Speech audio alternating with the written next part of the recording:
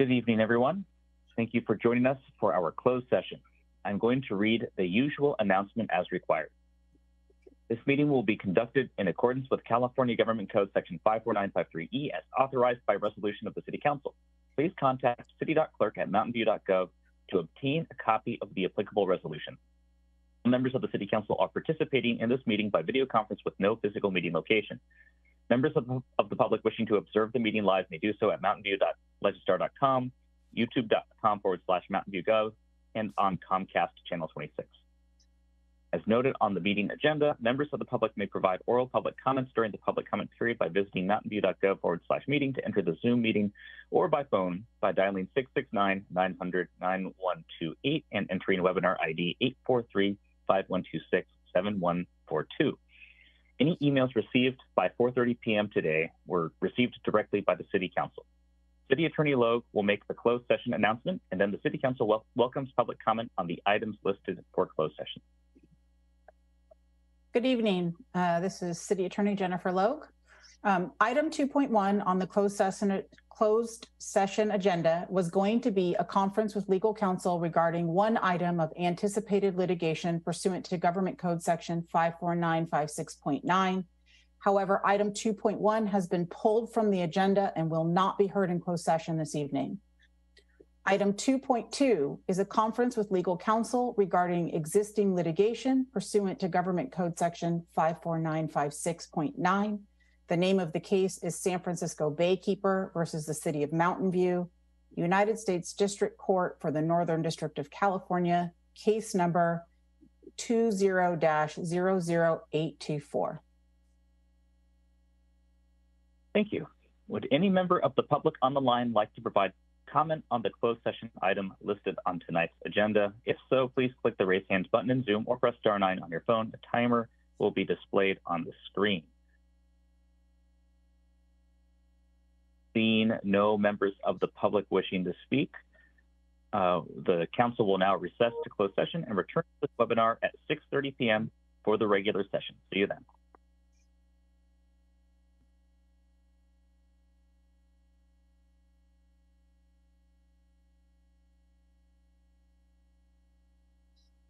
Yeah.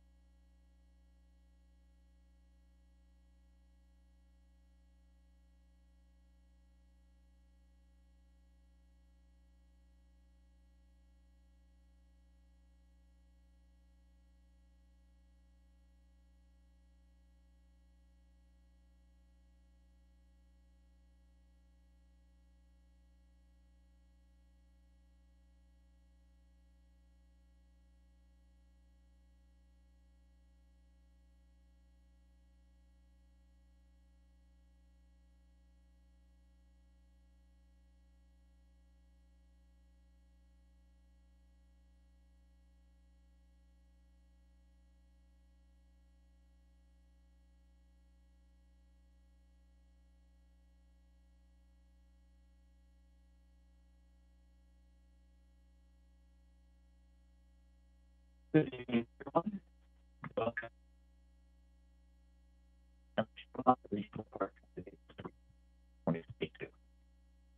Mayor, you're breaking up. Could you try to? Sorry about that. Is this any better? Better? Okay, thank you. I'm reading the announcements that we ordinarily read at the beginning of each meeting. The city is piloting the use of Zoom automated captioning for this meeting. The content represents unedited versions of computer-generated captioning of city council meetings, which should neither be relied upon for complete accuracy nor used as a verbatim transcript. Please select Show Captions in Zoom to view captioning. You may also click the caret, the up arrow next to the Show Captions button, to select your preferred captioning language, alter captioning settings such as font size, or view the full transcript in a side panel. I will now read the usual announcement as required. This meeting will be conducted in accordance with California Government Code Section 54953E as authorized by resolution of the City Council. Please contact city.clerk@mountainview.gov to obtain a copy of the applicable resolution. All members of the City Council are participating in this meeting by video conference with no physical meeting location. Members of the public wishing to observe the meeting live may do so at mountainview.lexstar.com, youtube.com/mountainviewgov, and on Comcast Channel 26. As noted on the meeting agenda, members of the public may provide oral public comments during the public comment period by visiting mountainviewgov/meeting to enter the Zoom webinar, or by phone by dialing 669-900-9128 and entering webinar ID 843-5126-7142. Any emails received by 4:30 p.m. today were received directly by the City Council. Please join me in the Pledge of Allegiance. I pledge allegiance to the flag of the United States of America and to the republic for which it stands, one nation, under God, indivisible, with liberty and justice for all. Thank you. The City Clerk will take attendance by roll call. Councilmember Abe Coca. Here. Councilmember Kamei. Here. Councilmember Lieber. Here. Councilmember Matichak. Here. Councilmember Showalter. Here. Vice Mayor Hicks. Here. Mayor Ramirez. Here. You have a quorum. Thank you. We'll move on to item 3. Please note this is a presentation only. The City Council will not take any action. Public comment will occur after the presentation item. Item 3.1 is proclamation in recognition of Finance and Administrative Services Director Jesse Takahashi on his retirement. And I'm just checking to see, has Jesse joined us? Not yet. Can somebody help promote him to the panel?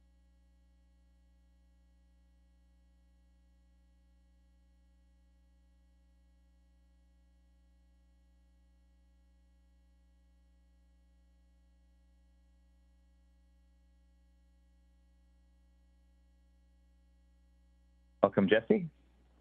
You're happy to be joined this evening by Finance and Administrative Services Director Jesse Takahashi to accept this proclamation.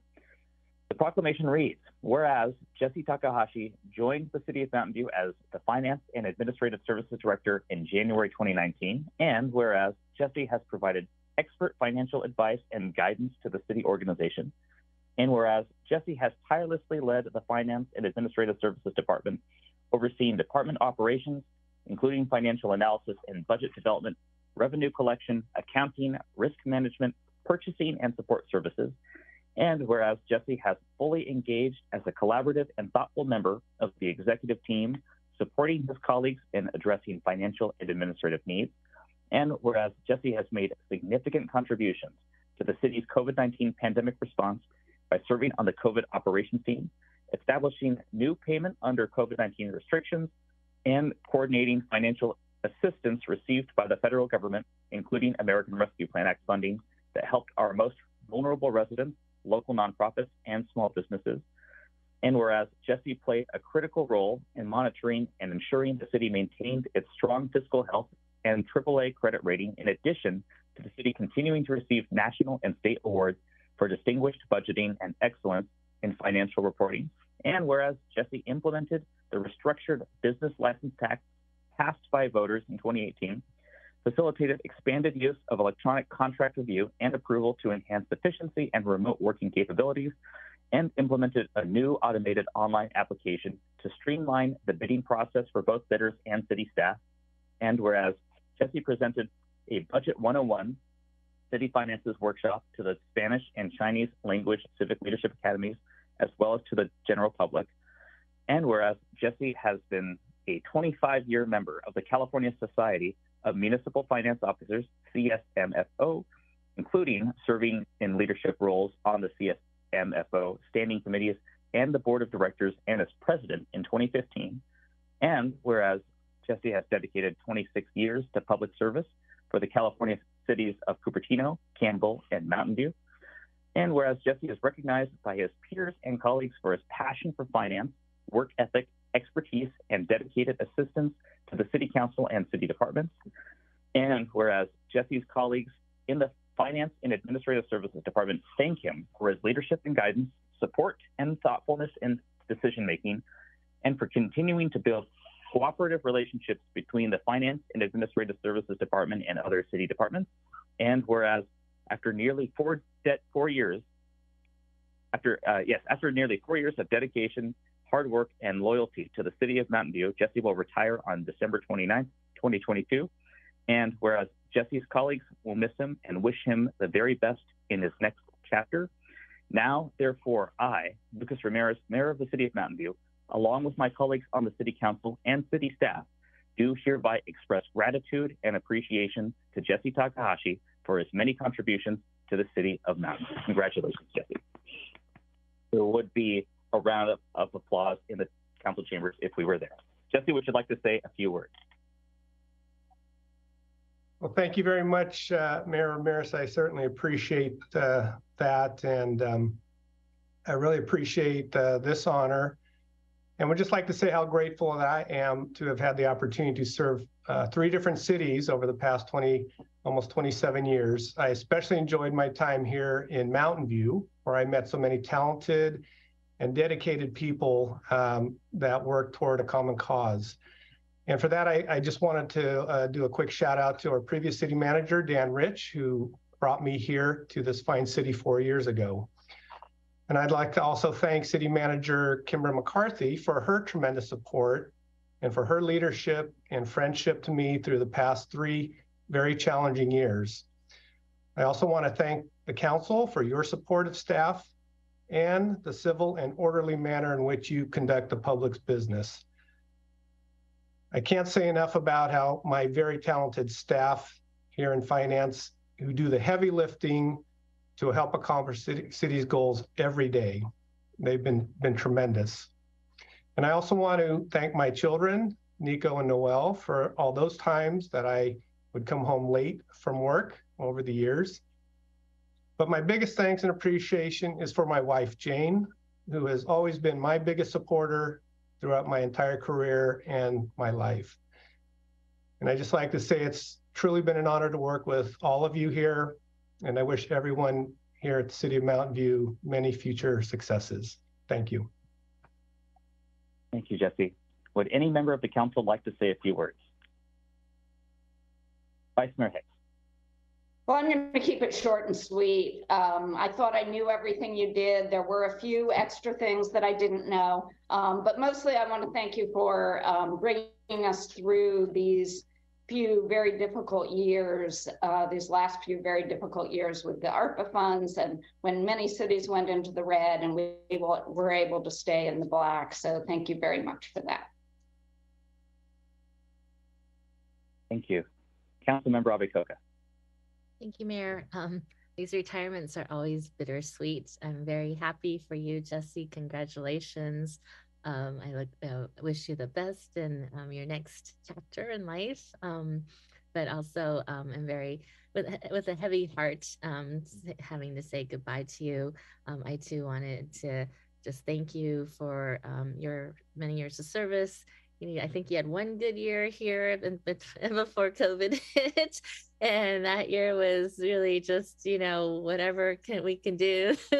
And so I really appreciated your willingness to be flexible and to try new things and innovate and do things on the fly, all in our efforts to help as many of our residents and businesses as we could. So I know it took a lot of creativity to do all that we did, and you're a big part of that effort. And I just want to thank you for your leadership, and again, wish you all the best in retirement, and hope that you'll keep in touch, and look forward to hopefully seeing you around. Thank you.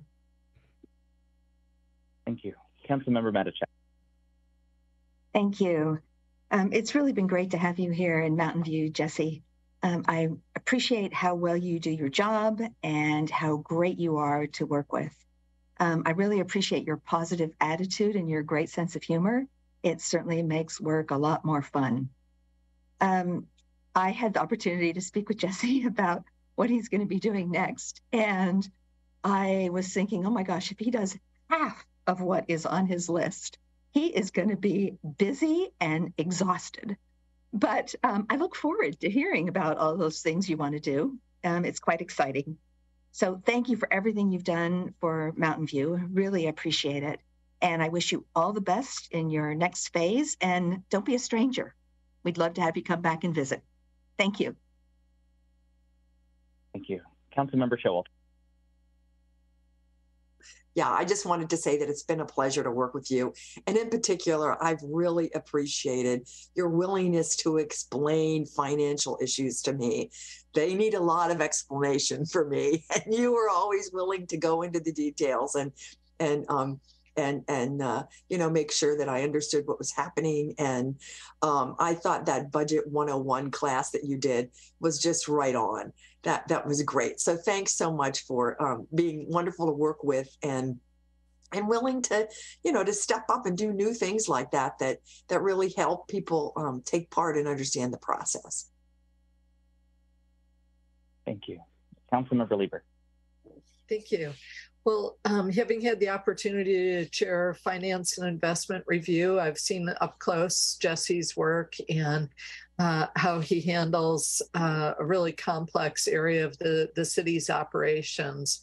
And Jesse, you're just so emblematic of the depth and professionalism that we have in staff. And there have been so many times when I wish that I could express that fully to people in the community who might not know all of the work that you've done for the city and the way that you've carried it out and kept us in an outstanding financial position going forward for the future. So I hope you enjoy all the plans that you have going forward, and congratulations on getting to this finish line. Thank you. Councilmember Kamei. Thank you. Well, I just want to say congratulations on your nearly 3 decades of public service. And I think what I want to highlight is its service. Local government isn't always, I think, considered as exciting as other careers, but I think that there's a lot of possibility, and especially in a city like Mountain View, where we've had great fiscal stewardship and you're able to continue that the last 4 years, we're able to do things other cities aren't because we've been so prudent. And I know that that's because of your help and assistance. So I'm really excited that you'll be able to do all the things that you want to do. And not have to be on Zoom with us anymore. I'm sure we're all ready for that to be done. But congratulations again. Thank you. Thank you. City Manager? Thank you, Mayor. So I want to give my thanks and appreciation to Mr. Takahashi on behalf of the entire city organization and the executive team. And I won't reiterate everything that's already been said, but I just really sincerely appreciate you, Jesse, for your financial leadership these past several years. I don't think that you can fully appreciate just how hard it's actually been until you've been in the trenches. And our executive team is made up of extraordinary leaders who got extremely close and had to collaborate constantly. So we've talked a lot about Jesse's technical skills and his financial wisdom, certainly his financial leadership. As mentioned, it's not just here in Mountain View. He was a statewide leader and served as president of the entire Financial Officers Association of the whole state of California. But beyond that, Jesse, you know, you're more than that. I have really appreciated your thoughtfulness, your calm demeanor. You have been a creative partner to all of the department heads, very collaborative and also very kind. And that has really been appreciated and needed, especially these last few years. So I just want to thank you for your great partnership and great service to the community, to the city of Mountain View, and to all of your colleagues within the city organization. So I'm sure you'll be on the golf course and you will be doing really fun things on the second and fourth Tuesday of every month. So I want to wish you well and thank you for all of your service and everything you've done. Thank you. And I want to say some nice things as well. It's been a pleasure working with you over these past several years, Jesse, leading us through some extremely challenging and tumultuous economic times. But despite that, unlike many other cities in our region, we were never in the red. We did very well, which is an extraordinary testament to your work. And it's really been remarkable what we've been able to achieve, not only for the organization, but also for, as the proclamation mentions, the most vulnerable in our community.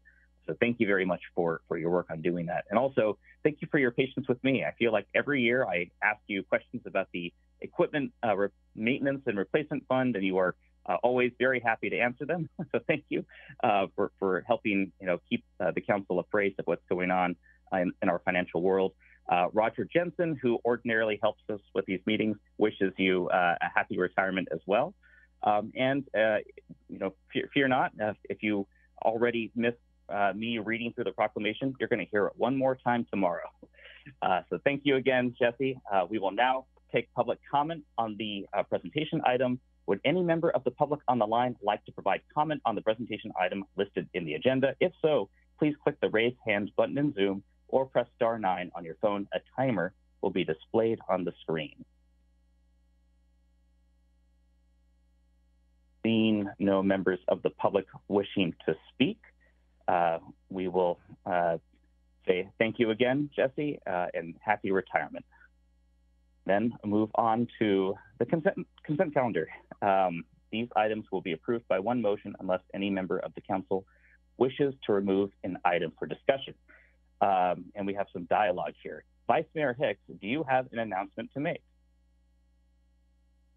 Yes, I am recusing myself from item 4.3, which is adoption of an ordinance approving a development agreement for the Middlefield Park Master Plan project because of my business interest in Siemens Healthineers, which is a medical technology company located very near the park plan area.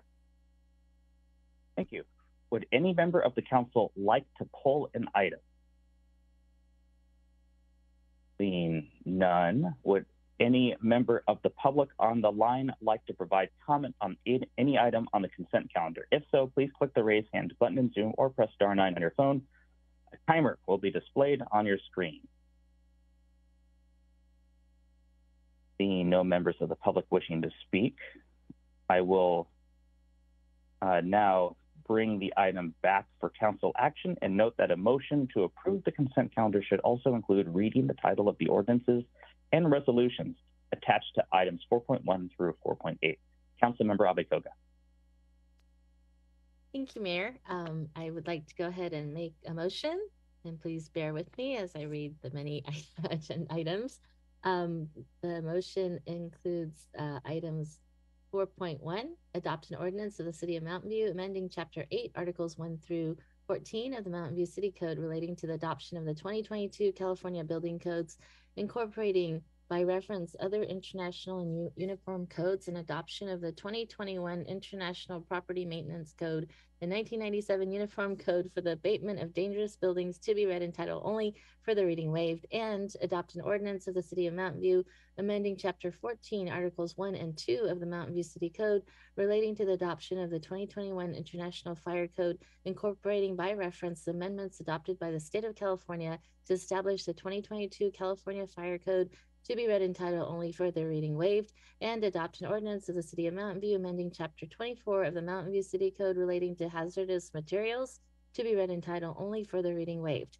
Item 4.2, adopt an ordinance of the City of Mountain View amending Chapter 16, Article 3 of the Mountain View City Code governing construction and demolition debris diversion, and finding this ordinance exempt from the California Environmental Quality Act review pursuant to California Environmental Quality Act Guidelines, Section 15308, parentheses 14 CCR 15308, to be read in title only, further reading waived.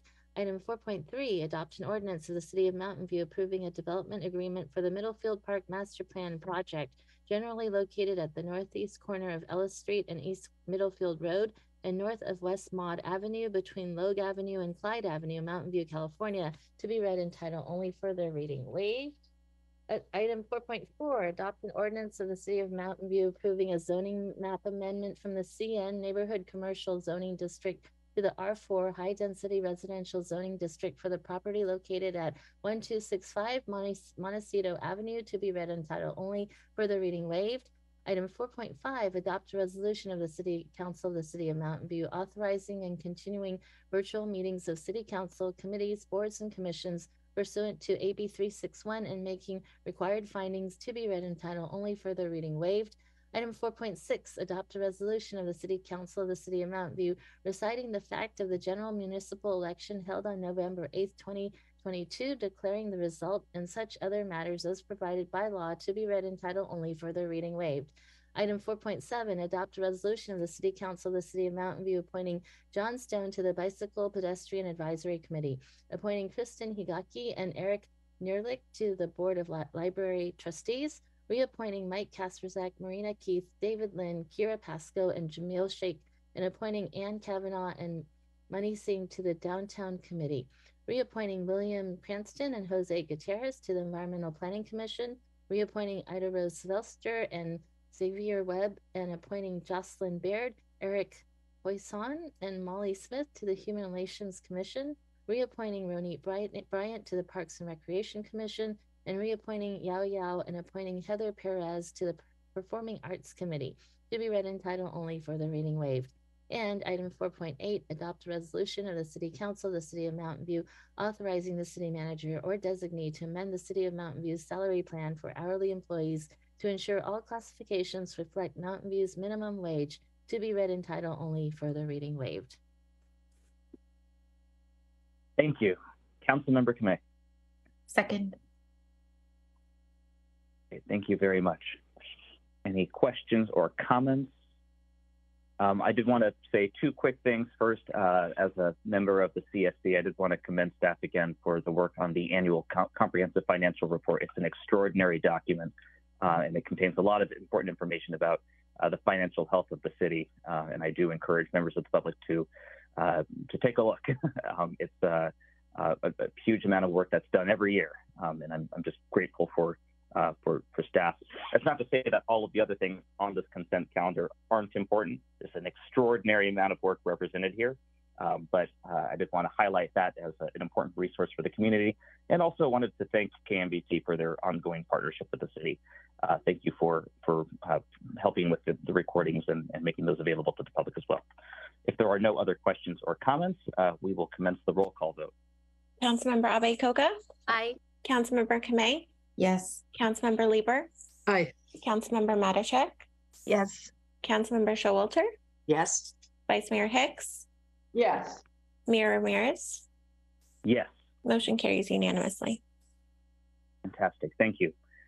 We'll now move to item 5, oral communications. This portion of the meeting is reserved for persons wishing to address the council on any matter not on the agenda. Speakers are allowed to speak on any item during this section, state law prohibits the council from acting on non-agenda items. Would any member of the public on the line like to provide comment on this item? If so, please click the raise hand button in Zoom or press *9 on your phone. A timer will be displayed on your screen.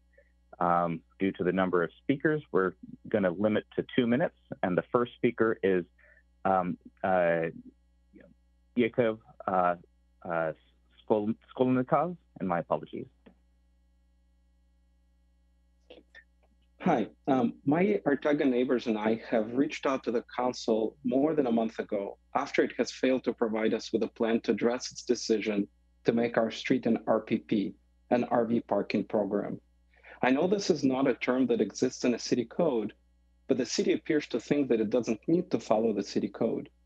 The city has facilitated and condoned the creation of a public nuisance and a safety hazard for both the residents of the street and dwellers of RVs.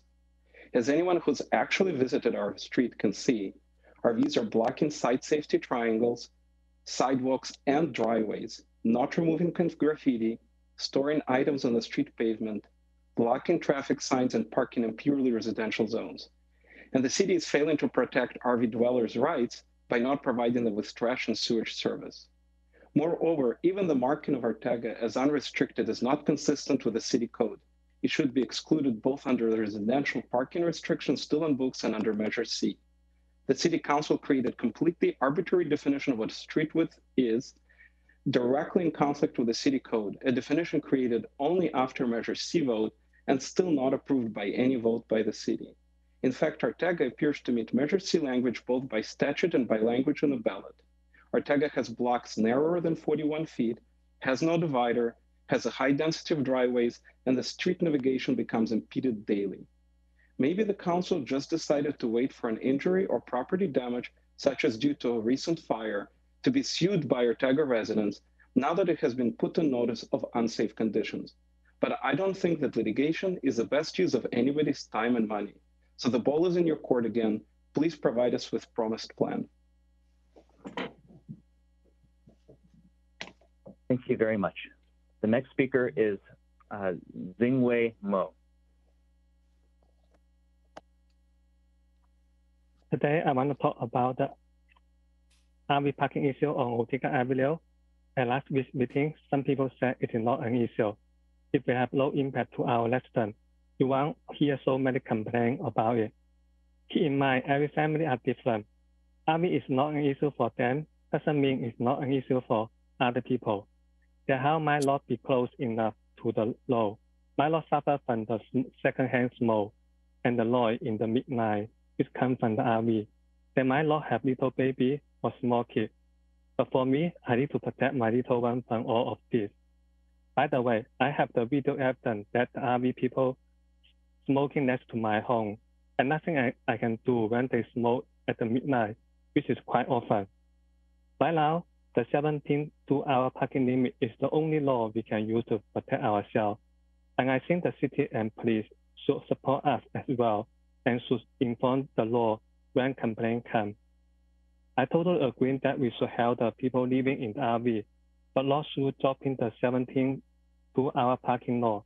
They should help the RV people fighting for better opportunity, like open all the law in Mountain View for RV parking, or fight for a new dedicated, more safety RV parking lot with water and electronic facility. They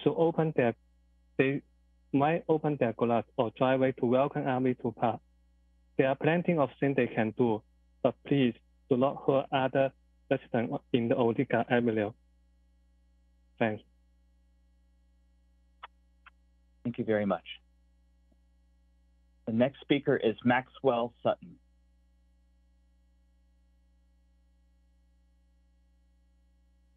Hi, my name is Maxwell, and I'm a Mountain View resident that has lived on Ortega Avenue for over 3 years.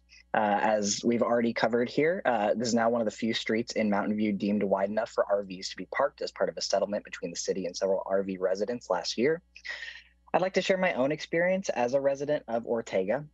I walk down Ortega daily, often after dark. I'm often at home, and I've never had a negative experience with any RV owners or their RVs. In fact, the instances where I've seen or spoken to RV residents on Ortega have either been neutral or pleasant, because they're just people trying to get by in an area suffering through a prolonged housing crisis. My experience with RV residents has been fine. I have, however, witnessed and heard about homeowners or renters on Ortega silently surveilling, taking pictures of, harassing, and otherwise attempting to forcibly displace the folks in RVs. Personally, I find that behavior far more alarming and frankly disturbing than anything related to the RVs or the residents. I believe that folks in RVs deserve to be listened to instead of watched. They are members of our community and at bare minimum deserve our compassion and respect. I believe that we should be committed to long-term solutions that serve to meet the needs of the RV owners themselves. And I think that starts with opening up a dialogue with the RV residents, not only to determine their needs, but to build community with them in good faith. In the meantime, I would suggest waiving the 72-hour abandoned vehicle penalty on Ortega Avenue, at least for vehicles that are clearly not abandoned. Thank you for your time. Thank you very much. The next speaker is Natalia Kliushkina. Hi, my name is Natalia Kliushkina. I'm a resident of Ortega Avenue. I think that many of you have heard about RV fire at the Shoreline amphitheater parking in Mountain View yesterday. Affected RV burned down completely, and a family with a young kid lives next to that burned RV. RV fires occurred every day in the United States. The latest records of the National Fire Protection Association estimate that 20,000 RVs fires occurs annually. According to National Fire Protection Association report, the fire hazard associated with older models of RV. They also have older engines and equipment that is more likely to fail, which is common to cause RV fires. Most fatal RV fires occur in older models of RV. Number one of cause of RV fires is engine compartment, often in the electrical system. The number two of cause of fire is RV refrigerator. The electrical system in general, kitchen appliances, engine fuel lines, propane, etc. Christmas is coming soon. RVs and Mountain View City is going to their Christmas break. White Christmas lights very often ignite and start fire, which is increased risk of RVs on Ortega Avenue. Who will be responsible if RV fire could set a fire of any condominiums on Ortega Avenue where hundreds of people live? Today, dozens of RVs park just a few meters away from apartment buildings on the most density population street in Mountain View. I don't feel safe anymore with RV parked by my windows. Here on Ortega Avenue. Thank you very much, Natalia. I'm sorry, you've exhausted your time, and I have to be fair to everyone. The next speaker is Zoom number 1 PA United. Sorry. I think I clicked the wrong one. Dennis is the next speaker.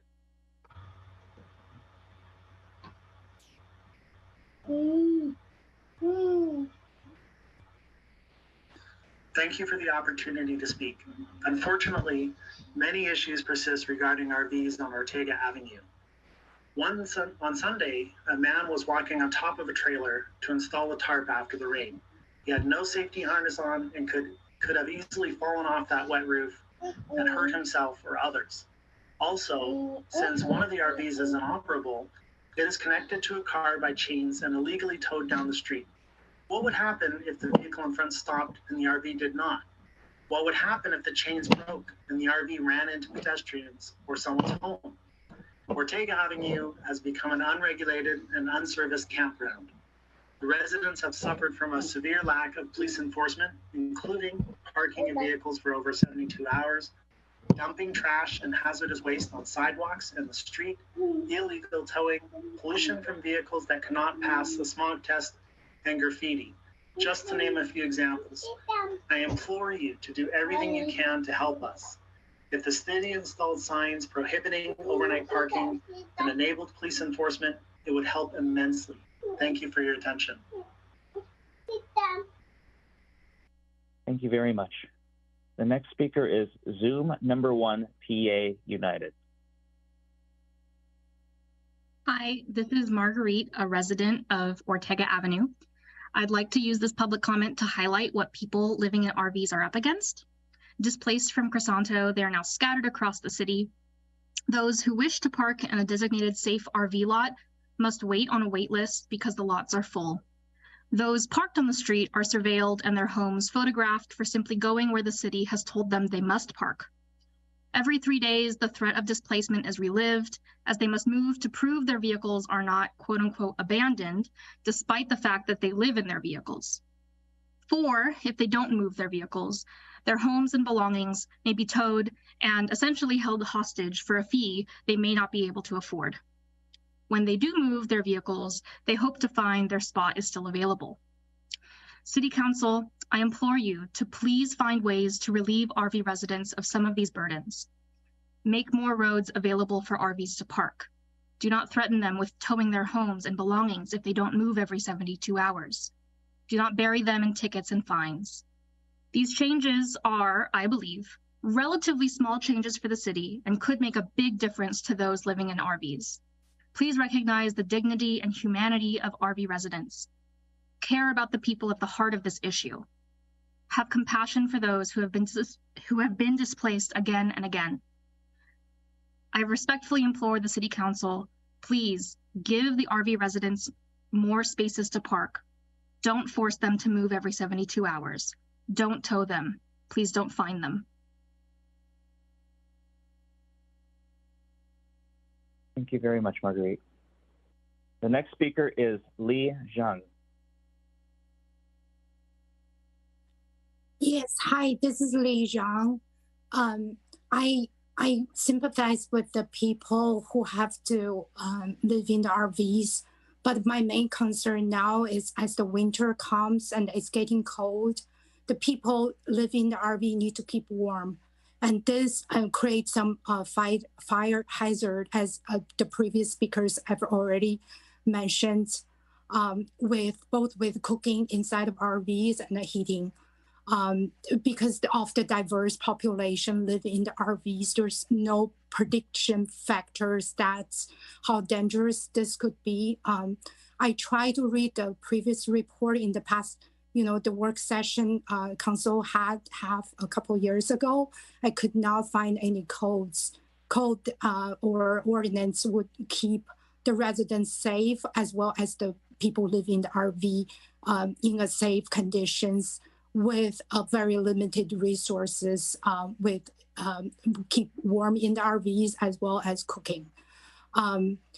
Currently, with the most recent count of how many RVs actually on the public street, excluding Region 5, it's already 130 RVs. And we don't really know if council has any plan how to help these people live in RVs, as all the speakers had mentioned earlier, with a very difficult condition, as RVs were never designated to be permanent, stand-alone living quarters. They're supposed to go to the RV parks where there are electricity outlets, water waste disposal facilities, and other amenities. And none of these are supplied to them when they park on the street, public street. It makes both the residents that live next to it and the RV residents have very... Thank you very much, Lee. I'm sorry, you've exhausted your time. The next speaker is Victoria Tavmazian. Hello, my name is Victoria and I'm a resident of Ortega Avenue. I wanted to add to comments regarding the recent OSB parking ordinance that quite clearly has had implications on the ability of RVs to inhabit particularly high density streets such as Ortega. In the last meeting, I'd say we experienced a distressing quantity of people demonizing Mountain View property owners and residents who experience personal and community discomfort with the novel abuse of residential parking streets. These residents include individuals and new families who put down a difficult financial premium to live in a neighborhood with a known image and a standard of cleanliness and safety, and are now experiencing large financial damages due to the new silent ordinance and its lack of enforcement despite civilian action. soon.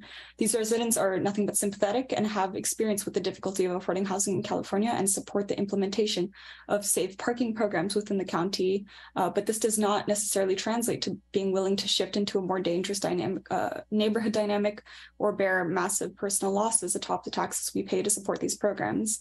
It has become quite clear that the lack of appropriate enforcement and resource allocation has led to conflict between the affected property owners and residents, as well as the city.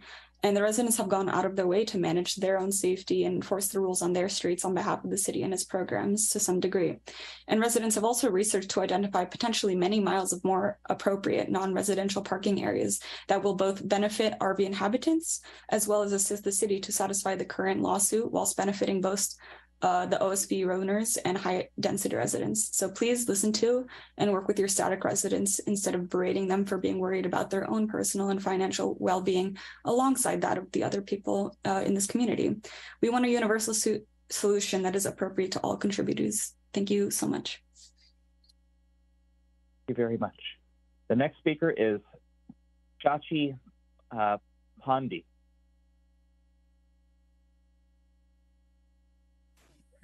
Hello, I am also a resident of Ortega Avenue who has spent all of her savings and life worth in buying a house in this community and pay a lot of taxes in the process. And it's really disappointing to see that city is not taking any actions on providing safe parking spaces for RVs to park on.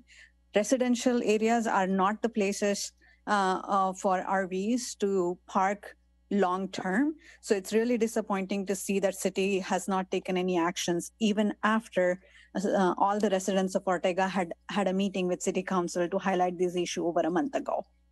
We want to really see an action taking place on this. We really sympathize with the RV owners and their situations, but it's city's responsibility to take care of their living situation and provide the spaces for them to park where they can actually have the access to the facilities along with being able to live. So please take an action on this. Ortega residents should not be suffering financial difficulties because our houses are not able to sell right now. So please provide an update on this. Thank you very much. Next speaker is Mai.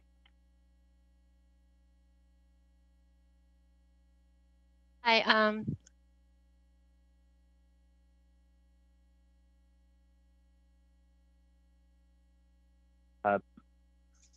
is it unmuted?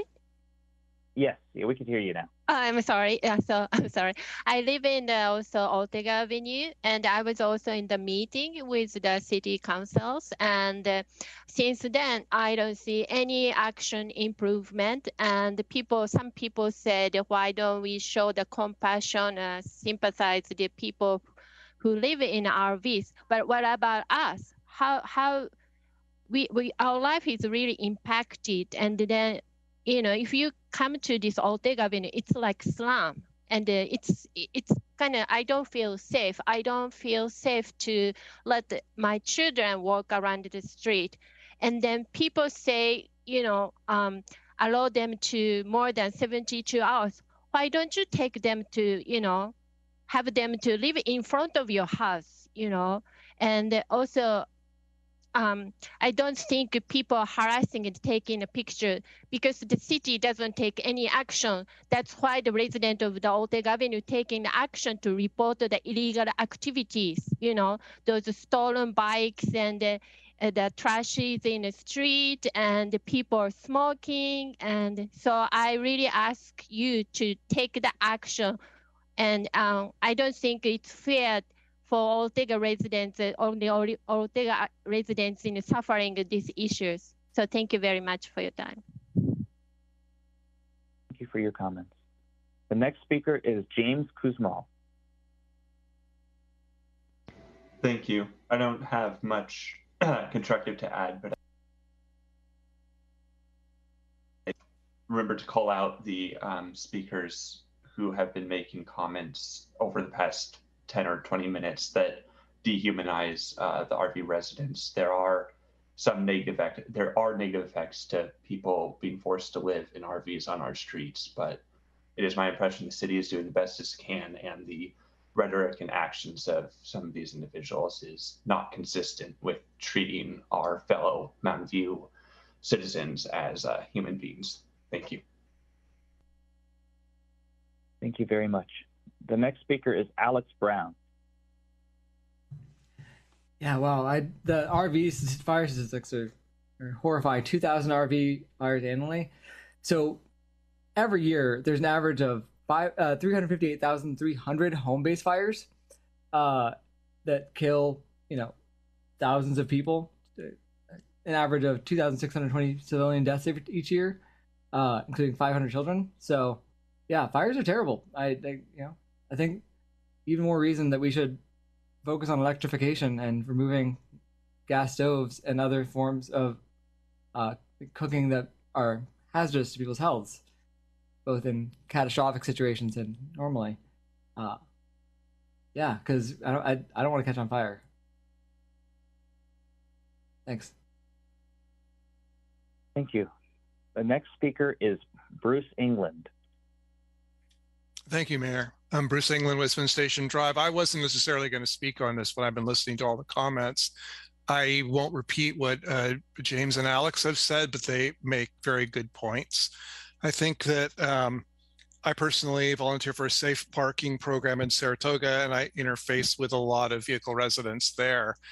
And it's real eye-opener when you talk with them and you realize how they're just humans. They're humans like all the rest of us. And I hope that people will take advantage of any opportunities they have to actually interact with the people who are living in their vehicles in those unfortunate circumstances. I also want to point out that the city has been working very doggedly on solutions, both in Mountain View and at the county level. This has been going on for a number of years. This is hardly a city taking no action. Is it as successful as we would like it to be? No, and the city continues to work on it, and a number of us in the community continue to work on it too, and have been for a long time. So it would be worthwhile for people in Mountain View to look into that, find out exactly what the city has been doing historically and what community groups are working on this, engage with the community groups. There are constructive things that can be done. Thank you. Thank you very much. The next speaker is Edie Keating. Hello, thank you. I don't think I need to mention this, but I think that the low bar that, of course, the city must comply with is follow the law. And the large vehicle ordinance is now in effect. And so almost at least is the settlement, which requires the city to find a certain amount of streets where RVs can park. If you want to encourage RVs to locate in other areas, perhaps there could be some areas where the 72-hour rule is loosened.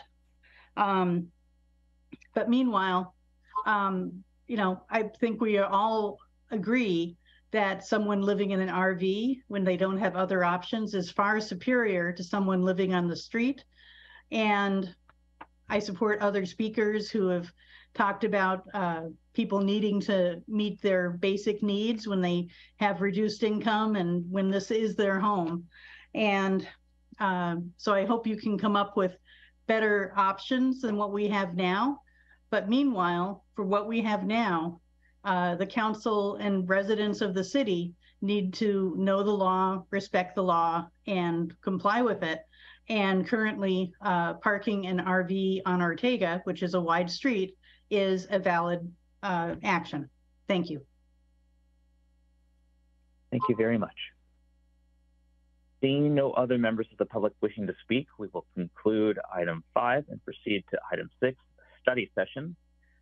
Point 1, revised 2023 to 2031 draft housing element. Translation services are available for this item. We will now hear from our interpreters.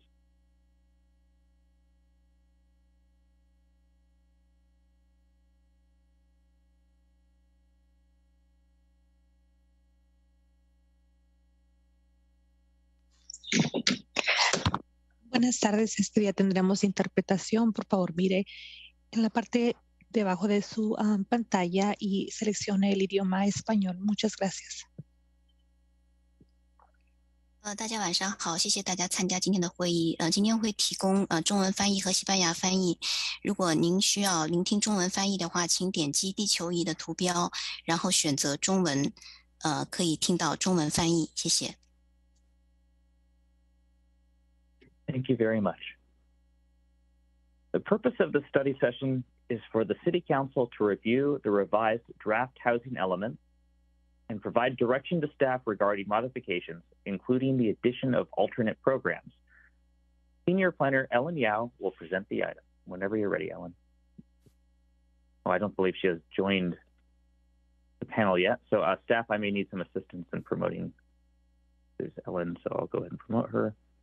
And if there are other members of staff who ought to be promoted to the panel, I would appreciate your assistance. And that may include the consultants as well.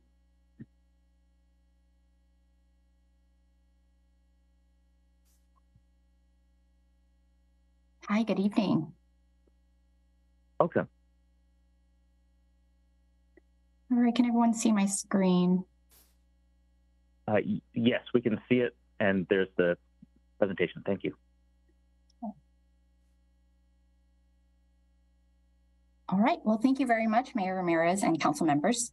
Tonight, we are providing an update on the second draft housing element. Again, my name is Ellen Yao. I'm the project planner for the Housing Element Project, and I'm joined by Eric Anderson, Advanced Planning Manager, and our consultants, Stephanie Hager from BAE and Bev Choi from ESA. Just as a brief overview, we initiated the Housing Element Update Project at the beginning of 2021, and we've presented at multiple community meetings and study sessions these last 20 plus months.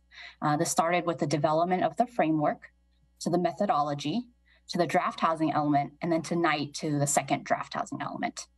HCD has recommended that cities submit revised drafts rather than adopted versions. So tonight's study session will solely focus on reviewing the second draft housing element document.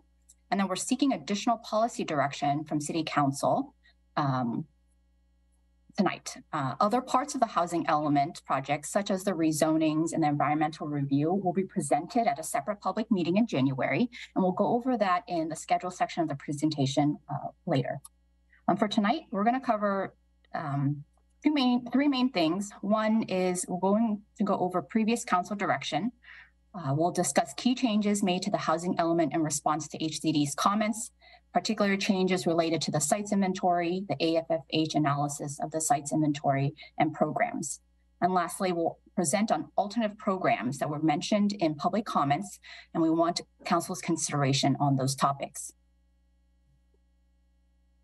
So I want to highlight the consequences of non-compliance and our deadline for submitting the housing element document to the state HCD. So if the housing element is not adopted and determined to be substantially compliant by our deadline of January 31st of next year, there are a couple of consequences for the city that I'm going to highlight here. First, there's a loss of eligibility for applying for grants.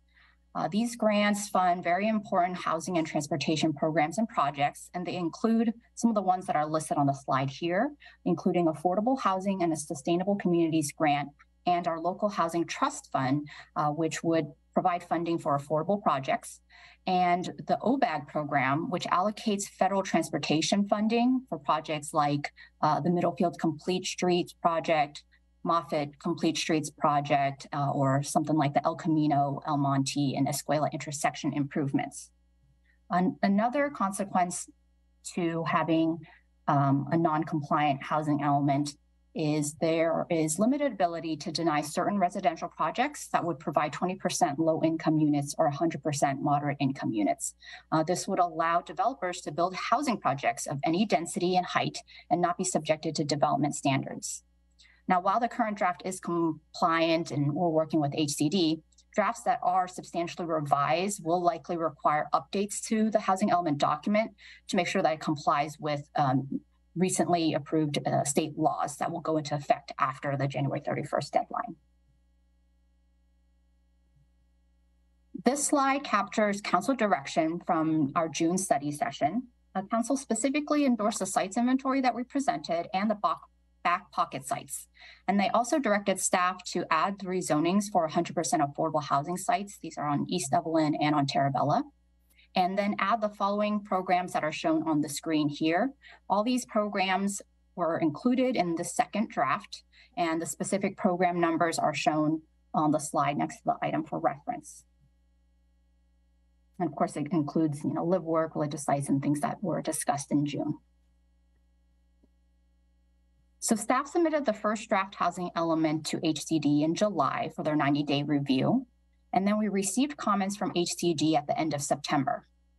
HCD's comments included asking us to clarify the site inventory analysis, to provide specific data points, such as comparing local data to the region, providing more information on constraints, adding specific actions and metrics to our programs, and adding more description on how those housing programs relate to the housing needs identified in the analysis.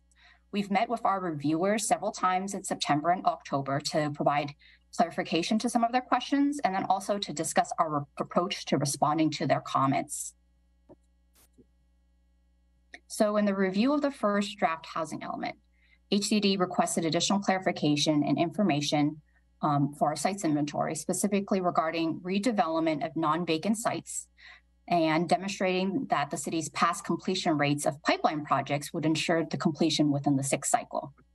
In addition to those main points, we also made other changes to the sites inventory. This includes adding 2 opportunity sites, one on 1250 Grant, after further review of some of the building characteristics, it showed that it did qualify as an opportunity site. And then we also included 1500 North Shoreline Boulevard. This is because after discussion with the property owners, they expressed interest in residential development, which we did not know before. We've also added newly submitted applications, such as the 685 East Middlefield project.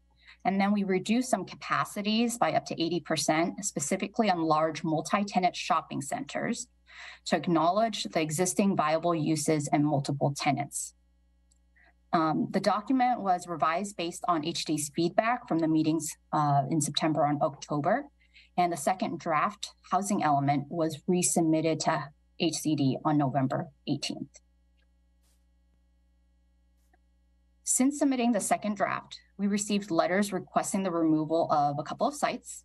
This includes the Lozano Car Wash site and U-Haul sites on El Camino Real. And then based on previous council direction, we have removed those sites, and the sites inventory, the table that you see here reflects those changes. And we do plan on making those specific changes to HCD within the 60-day review period. So the sites inventory right here on this, in this table, it includes the removals of the 2 sites that I mentioned. And as you can see, the current buffers are shown in that last row, and it is within HCD's recommended 15 to 30% range. Just to highlight, the buffers are on top of what's required for RENA. The second part of the HCD's comment was regarding the AFFH analysis of the sites inventory. They asked us to provide a little bit more additional analysis. And so for the analysis, we took the distribution of lower income units that's in the sites inventory, and we analyzed it on 4 factors. 1 was income levels, 2, access to resources, opportunity levels, 3, the educational domain score, and 4, race and ethnicity. So the map on this slide shows a sites inventory against a background of existing income levels in the city. So where you see the darker green, it shows lower income households, and the lighter green showing higher income levels. Okay, so that's the base of the map. The data then shows that the lower income units on opportunity sites, which is shown in the purple, and the pipeline projects shown in the yellow, they're located predominantly in higher income neighborhoods in the lighter green areas. In addition, the religious sites and the R1 zones, shown as pink or the hatch respectively, provide additional opportunities for lower income housing through our programs, such as the ADU and SB9 incentive program, and then affordable units at church sites.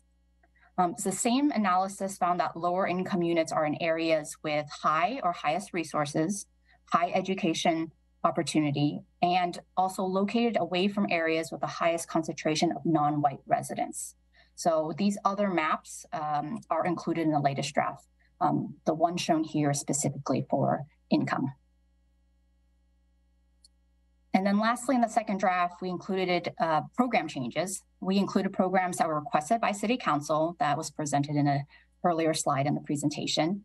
These programs that required additional analysis and weren't submitted in the first draft is now included in the second draft. We also modified programs to provide specificity to the programs based on HCD's comments. So some of these included reduced parking standards for affordable housing, creating an incentives program for ADU development, and updating residential standards and addressing state laws. So our first question is, does the City Council have any direction on the new or modified programs since the last draft housing element? And to highlight, we presented this item to EPC and they did not recommend any changes to the programs. And then the following section of the presentation will cover alternative programs for consideration. So these programs came from public comments, and some of them were also previously presented to Council. This is another opportunity for Council to consider these additional programs to the housing element. They include additional rezonings, R3 district rezoning, replacement strategy for rent stabilized units, and eliminating parking requirements. So for additional rezonings, public comments were received, and most of them highlighted places like the downtown precise plan area, industrial areas, Charleston Plaza, and other various sites. As Council considers these programs, I just want to specify that rezonings will increase housing capacity of the city, and it will increase the site inventory buffer as well. If we do include additional rezonings, HCD will expect upzoning programs to identify density targets, which haven't been clearly identified or defined through any analysis or community input at this time. Adding these rezonings would also likely require recirculation of the EIR and add to the project budget.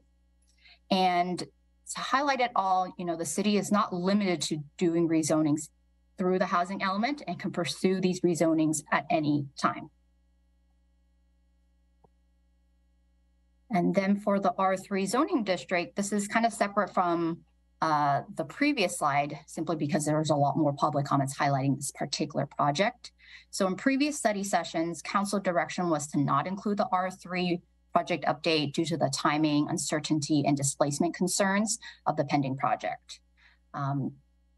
Including the R3 zoning district update in the housing element would have the similar effect that was discussed in the last slide, which means you would get an increase in capacity, but there could potentially be delays to the EIR. The third topic here is the replacement of rent stabilized units. This was raised by the community to include requirements to replace demolished rent stabilized units. And the current housing element includes a number of elements related to displacement response, which includes acquisition and preservation of naturally occurring affordable housing, right of first refusal requirements for displaced tenants, the exploration of community-based preservation strategies that includes COPA and TOPA or community land trusts, and the enforcement of tenant protections and the city's relocation assistance ordinance to support displaced tenants.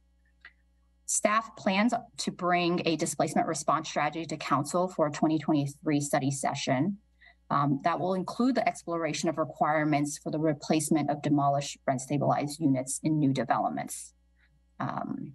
This portion is going to be studied by staff, and several options are under review by staff, and the options does require further study for legality, feasibility, and implementation. So right now at present, SB 330 does require the replacement of rent stabilized units with affordable units, and this requirement is expected to be in place until the law sunsets, currently scheduled for 2030. So replacement requirements are not currently explicitly referenced in the housing element, mainly in part because the correct mechanism is still under review, and Council will get a chance to provide that policy direction in 2023. And then the last major alternate program, we received public comments for eliminating parking requirements, but the comments also were in favor of maintaining parking standards as well. So as it currently stands, the housing element does have a program and it does address reduced parking for affordable housing and also TDM ordinance to allow for parking reductions and to enhance alternative mobility. Additionally, we do have in several areas of the city with either no minimum parking standards or reduced parking standards. And these are in very large areas throughout the city like North Bayshore and East Wisman. State law also has reduced minimum, almost no parking standards for sites that are near rail stops. And then density bonus also has waivers for parking reductions as well. So there are existing reduced parking standards that would address some of the comments covered in this alternate program. So those are the four major alternate programs. Based on HCD's comments on the second draft that we submitted, it doesn't appear that any of the alternate programs are necessary to comply with state law. However, tonight, council may still wish to include some or all of them in the housing element. And if council does wish to include any of the alternate programs, staff is recommending a two-step approach to this. Number one, adopt a compliant housing element based on HCD input on the second draft. And in the second phase, review additional items that may involve recirculation of the EIR or discuss them with HCD and bring back amendments to the adopted housing element. This approach would have some benefits to it. It does provide the city the best opportunity to have a compliant adopted housing element as close to the January 31st, 2023 deadline as possible. This really helps ensure the city is able to apply for and receive key grants that are either in the pipeline or will be coming up in 2023. And this allows council and the public additional time and flexibility to weigh in on alternate programs and their inclusion in the housing element. So the question we pose to council tonight is two parts. Does the city council recommend adding any of the alternate programs? And if so, does the council wish to add them as part of the housing element or part of a future update to the housing element? And presented to the EPC, they did not recommend adding any alternate programs. So we did submit our draft to our second draft to HCD back in November. And just yesterday, we met with them and they provided some outstanding comments. These initial comments, they stated that they didn't have any comments for our sites inventory or AFFH, but they did ask us to describe in more detail our local processing procedures, such as the gatekeeper process, describing the landscaping standards and our requirements, and then also our reasonable accommodation program changes that we're proposing. They also wanted us to add language on specific sections of the housing element, identifying how the public comments have been addressed in our programs and in our narrative, and then adding analysis about the specific housing needs for each type of special needs group. We believe we can make these revisions by December 21st, and then the third draft could be out for public review by December 22nd. And then we can resubmit to HCD January 3rd at the beginning of the year. HCD has said that they can review these revisions during the current 60-day review cycle.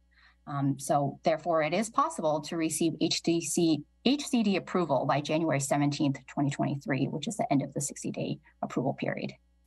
If there is additional direction from council tonight, we will work with HCD to incorporate those changes, and staff can provide an update to council on the schedule changes at a later date. So this slide are your questions for consideration tonight. Two major questions. The second part is broken into two. I just want to highlight that EPC overall did not recommend any revisions to the draft housing element in response to these two questions. And this is a brief slide about our next steps and our schedule.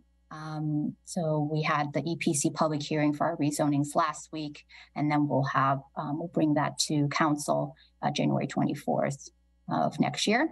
And depending on HCD's determination on our second draft and our revisions and the level of work from council direction tonight, housing element adoption hearings in early 2023. So this concludes my presentation, and we look forward to answering any questions. Thank you. Thank you very much, Ellen. And because this is a study session, we will first take public comment. Would any member of the public on the line like to provide comment on this item? If so, please click the raise hand button in Zoom or press *9 on your phone. A timer will be displayed on the screen. And we'll go ahead and allocate 2 minutes. The first speaker is Bruce England. Thank you, Mayor. Bruce England, Westman Station Drive. I'll be very brief. I've been talking with a number of people in the community about where this whole process is heading. And firstly, I want to praise city staff for working on this as doggedly as they have. It's a lot of work. I and others absolutely appreciate it. But there is a sentiment about whether or not the housing element application is as robust as it needs to be. Are properties listed in there that are already in the pipeline and probably shouldn't be? And just the various calculations, we all want to make sure that when this is submitted to HCD, that it's acceptable and that it goes through. And I guess I'll wrap up by saying that if it's going to take more time, going past the January deadline to get it right, I think there's general sentiment that that's better than trying to rush it through and really not having it be something that's going to work for our community. Thank you. Thank you very much. The next speaker is James Kuzmal. Thank you. I think the bulk of most comments I would make are in written comment letters, but the two specific things I want to call out given the contents of the presentation were, first off, regarding additional rezonings as a potential additional program. I always be particularly supportive of downtown rezoning, since that is to me at least, an AFFH concern of improving access to opportunity to live in our downtown area where there's high access to jobs, transit, etc. And I would hope that it would be possible to, for instance, make use of SB 10 or the such to reduce the timeline of any EIR analysis, since the purpose of that law was to make it so we could do modest upzonings without needing to do CEQA reviews.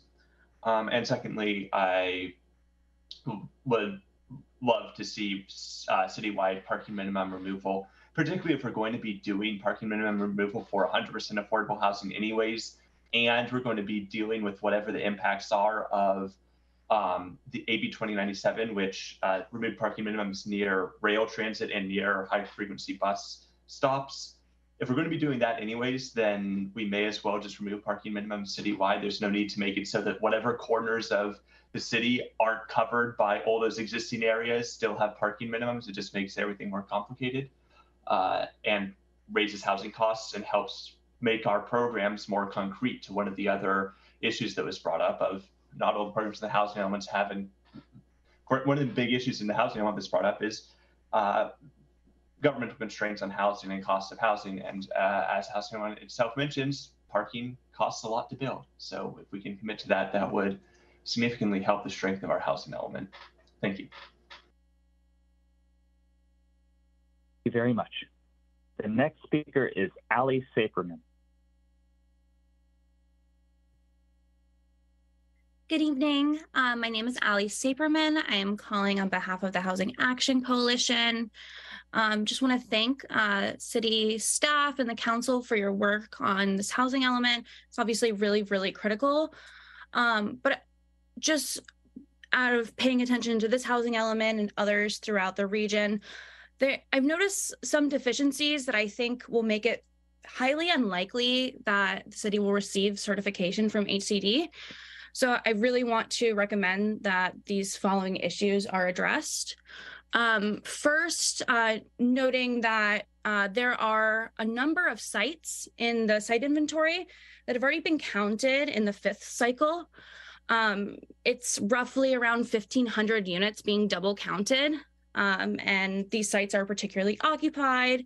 To name a few, 2580 California Street, 950 West El Camino Real, 1720 Villa Street, 555 East Evelyn Avenue. And this is just generally not good policy to be double counting these sites. We want to be maximizing as much housing as possible. And I really don't see this element getting certified as is. Beyond that, it's really important that we are making every effort to adequately promote affordable housing within the city's highest resource neighborhoods, a big AFFH issue. And until this is addressed, I don't see this element being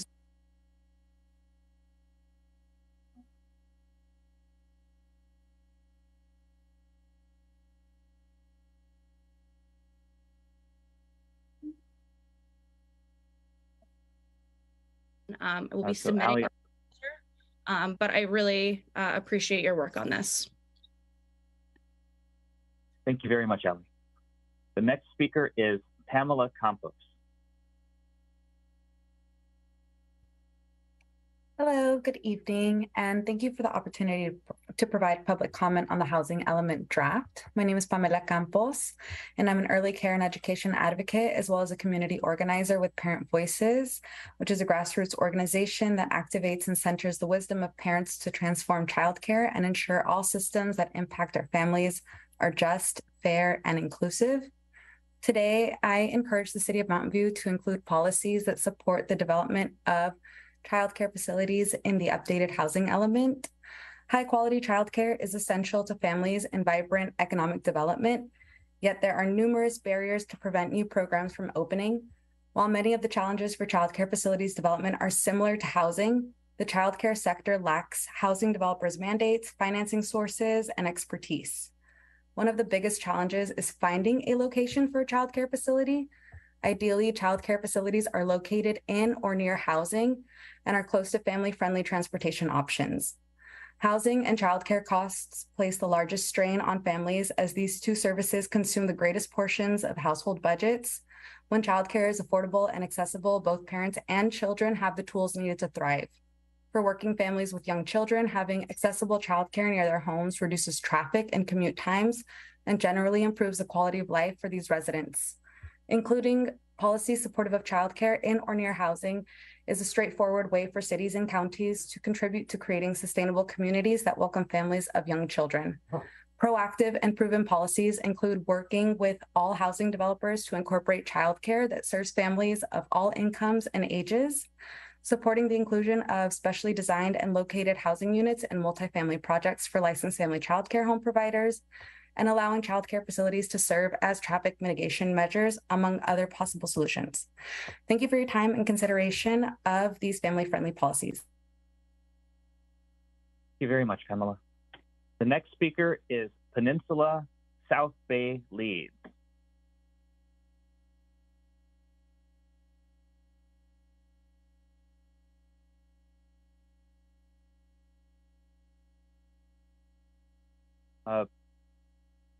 Peninsula South Bay Leads, are you able to unmute? Me. Hello? Hello, we can hear you. I logged into the wrong account, but whatever. My name is Emily Ann Ramos. I'm with SB at Home. We understand the difficulty that staff faced in trying to turn in a truly compliant housing element, and we really sympathize. The goal of the housing element is for cities to submit to the state their plans to address the housing crisis based on local data and input from the community. HCD will not tell the city what to do. They will simply say they need more details, metrics, timelines, and question whether certain programs address the needs stated. Now, if we treat this like this is a pass-fail homework assignment and strive to do just enough to get a compliant housing element, we are not only missing a great opportunity to engage the community on housing solutions, it puts us at risk of going through multiple rounds, thus delaying the process and eventual compliance. However, if we take the time to add in more details for many of the programs that are requested by the community, some of these programs the city is already working on but not including in the housing element, we can reach both compliance and take a huge step solving our housing crisis. So we urge the city council to direct staff to provide more details in the programs and fully address the programs that are been asked for by the community in order to solve our housing crisis. Thank you so much. Thank you very much. The next speaker is Peter Katz. Thank you, Mayor and esteemed members of City Council. This is Peter Katz, CEO of the Mountain View Chamber of Commerce. The production of housing is rightly one of the most pressing issues facing our city, and the housing element serves as our roadmap to meet these needs. The city staff has done a fantastic job and has expended a tremendous amount of effort to accommodate the items noted by the California Department of Housing and Community Development in their review. However, the second draft still does not adequately address the issue that the Chamber and the HDC raised regarding reducing government restraints that significantly impede housing production. Unless the barriers are reduced, we simply won't be able to produce the numbers specified in the housing element because no developer will view the projects as economically feasible. As such, the housing element is incomplete and ultimately won't be able to meet its goals. On slide 16 of staff's presentation tonight, it was noted that HCD asked for processing procedures in more detail. The good news is that separate from the housing element, the city has recognized and been deeply committed to improving its processing procedures. The city's matrix study details permits, fees, processes, FAR calculation methodology, the gatekeeper process, and other government regulations that are barriers to production, and provides clear recommendations. We urge City Council to insist the housing element include a commitment to the specific process improvements contained in the study so that the recommendations become accountable actions rather than just suggestions. Not only will this meet HCD's requests, it'll greatly improve our ability to meet our goals. Thank you. Thank you very much, Peter. The next speaker is Isaac Stone. Hi, good evening. Thank you for this opportunity to speak. I shared some of the concerns expressed tonight about the housing elements as presented ability to provide adequate housing for the city. My concerns are basically in two categories. One is that it appears to rely heavily on the East Westman for the majority of the units. That's basically Google. And if those units don't come through, we may end up with not enough housing. Maybe I'm not so concerned if the housing element is in compliance. I'm concerned if the city has enough housing for the people who live here, and putting so much emphasis on a single supplier seems foolish. Also, I would like to see more housing more broadly across the city. There appears to be no changes or very little change to my neighborhood in Old Mountain View.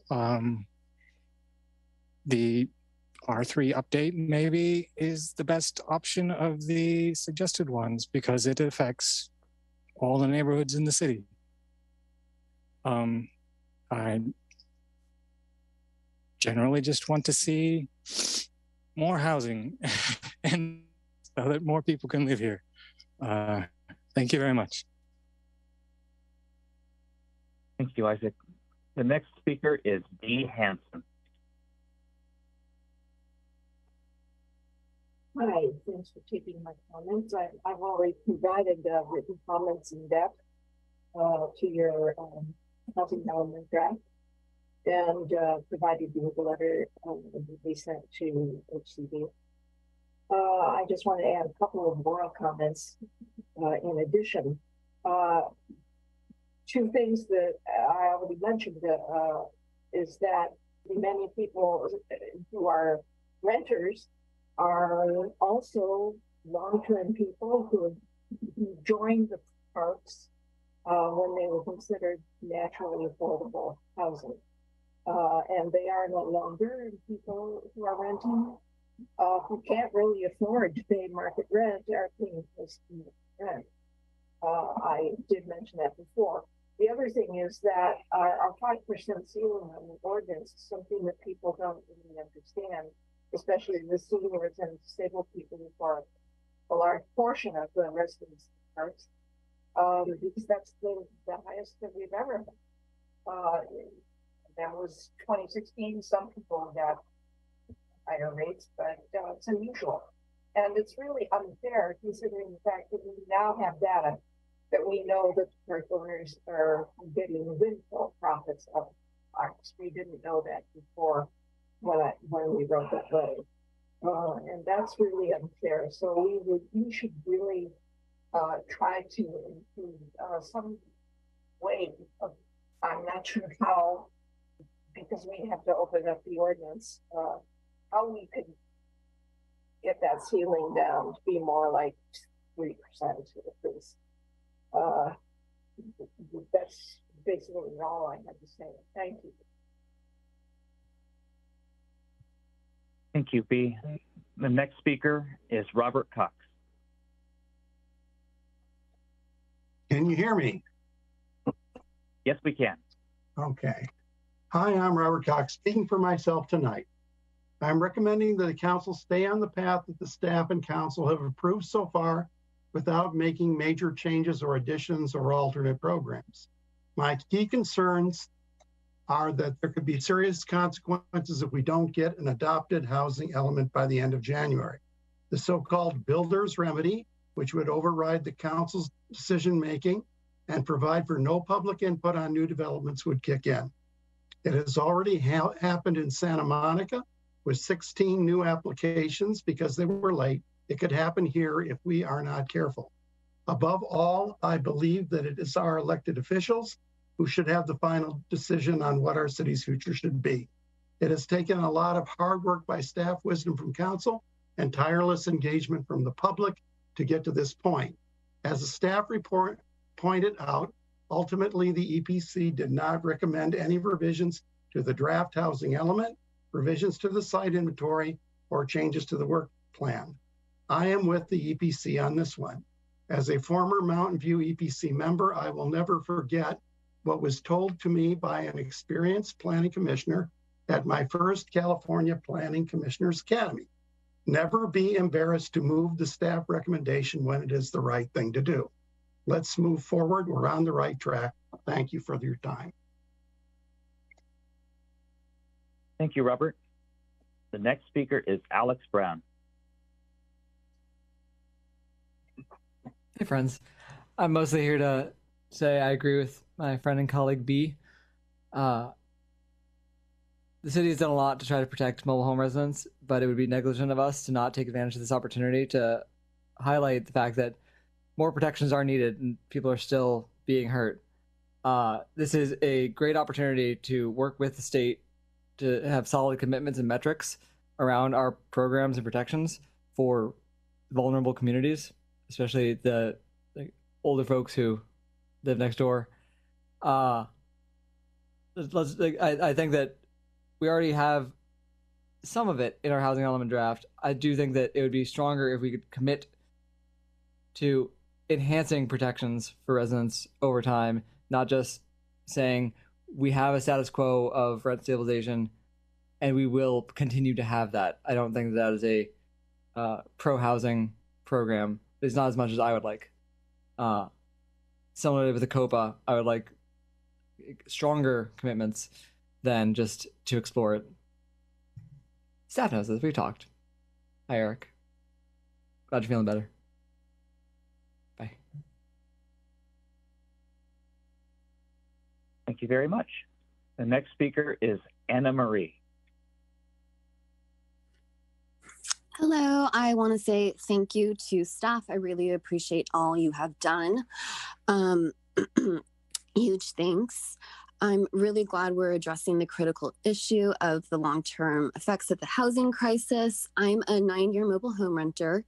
Mobile home renters pay the AGA annual general adjustment rental increase, and this year the AGA is 5%. So for mobile home tenants, it covers both the space rent and the rent of the mobile home. This is going to be a huge issue if this continues down the line, and many people are going to face displacement, if not soon, within the next decade. And something to note, mobile home tenants, we've had to fight harder than the apartment dwellers or mobile home owners for this protective legislation. We were almost not going to be included in the MHRSO.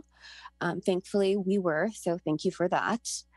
But we are still paying much more than mobile home owners. And unlike the homeowners, our monthly rents are now close to market rate. Antioch actually addressed this issue. So what they did is they did an annual cap of 3% or 60% of CPI, whichever is less. I strongly recommend council revisit the current AGA. Rents in Mountain View are not sustainable for many. I would go as far as to say that to recommend staff lower the base year of the MHRSO to 2019 or earlier, since mobile homes should have been protected under the CSFRA back in 2015 or received help sooner. We've faced steep rent increases since 2015. Our 5% yearly increases are now based off that.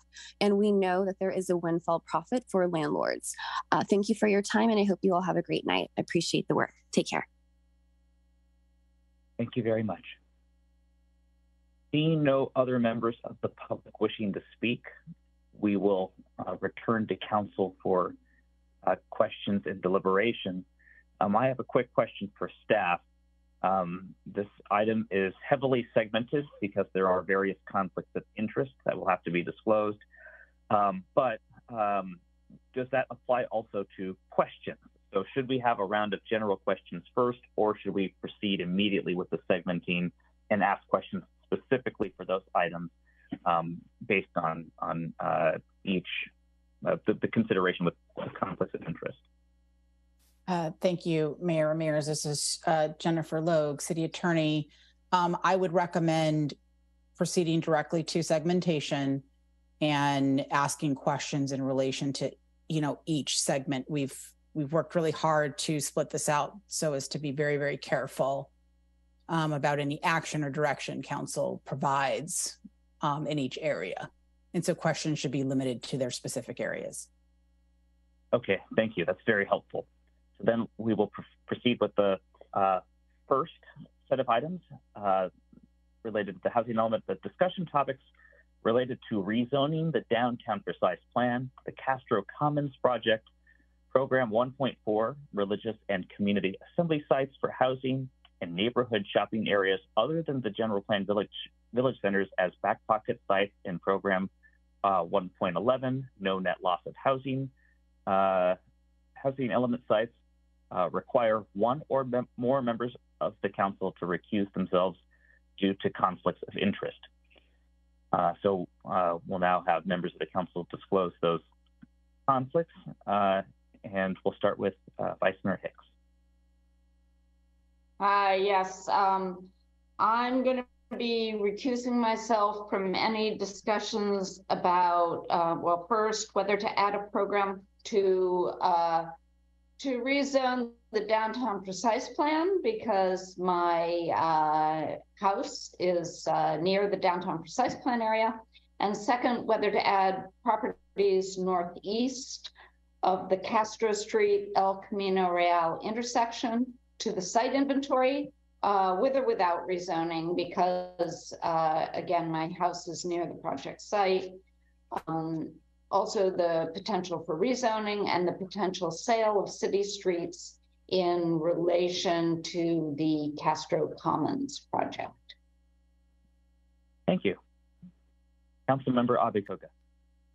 Thank you, Mayor. I also will be recusing myself from the discussions on whether to add a program to rezone the downtown precise plan due to the proximity of my residence to the downtown precise plan area, and whether to add properties northeast of the Castro Street El Camino Real intersection to the site inventory with or without rezoning due to the proximity of my residence to the project site, the potential for rezoning, and the potential sale of city streets in relation to the Castro Commons project. Thank you very much. And Councilmember Lieber.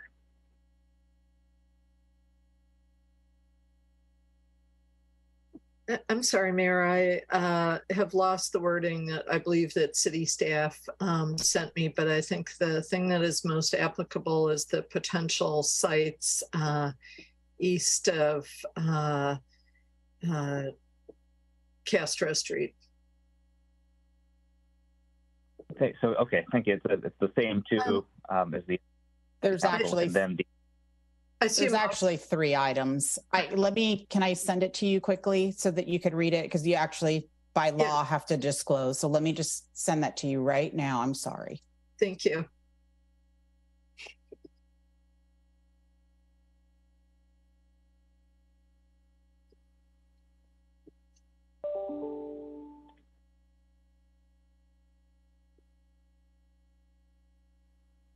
Okay, so I am recusing myself from discussions about whether to add a program to rezone the downtown precise plan due to the proximity of my residence to the downtown precise plan area, whether to add properties northeast of Castro Street, El Camino Real intersection to the site inventory with or without rezoning due to the proximity of my residence to the project site, the potential for rezoning and the potential sale of city streets in relation to the Castro Commons project.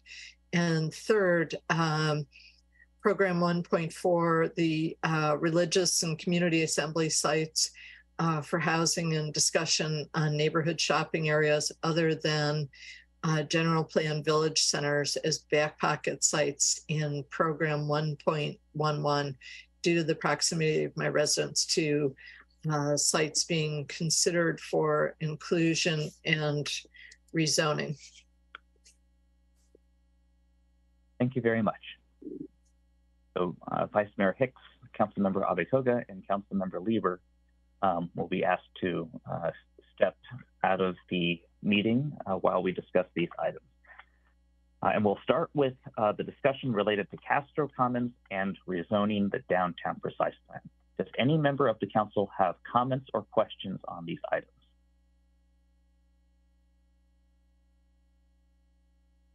Councilmember Showalter.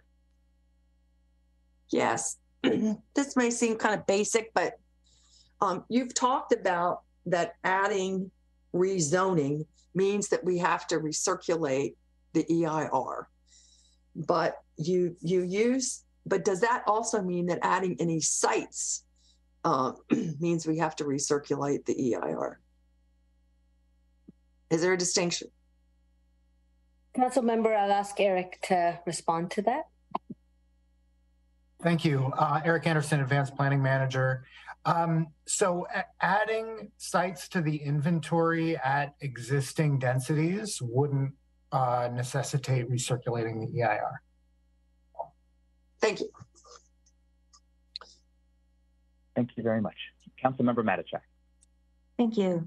You know, I feel like we've talked about the Castro Commons project before and the concerns staff had about adding that. I was wondering if you could reiterate those for us. Yeah, I'd be happy to. There are a couple of concerns. One is that if there is a market rate project that's proposed there, and we frankly don't know the dimensions of that project, the potential density of that project, there are a lot of uncertainties about the project. The amount of affordable housing that would actually be included and would actually contribute to the categories of our RHNA that we really need to be concerned about, you know, the lower and moderate income categories, could be fairly small. And certainly if the project ends up proceeding, it could be less than whatever we assume in the housing element if we use our kind of typical calculations for how we might count opportunity sites as opposed to pipeline sites. And so that would put us in a kind of net loss situation fairly quickly. And it could also create a scenario where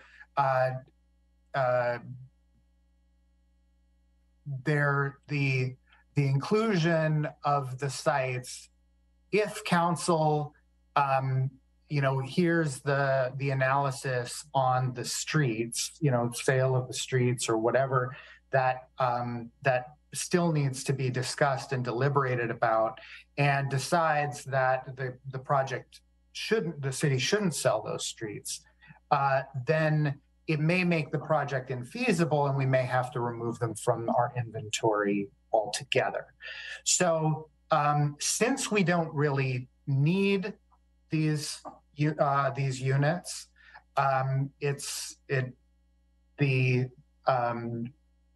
because our inventory certainly appears adequate, according to HCD, we recommended that we not include these sites given the level of uncertainty with the project's characteristics, what actual sites it would be using, what land it would be using, and other unknowns that could have a big effect on project feasibility.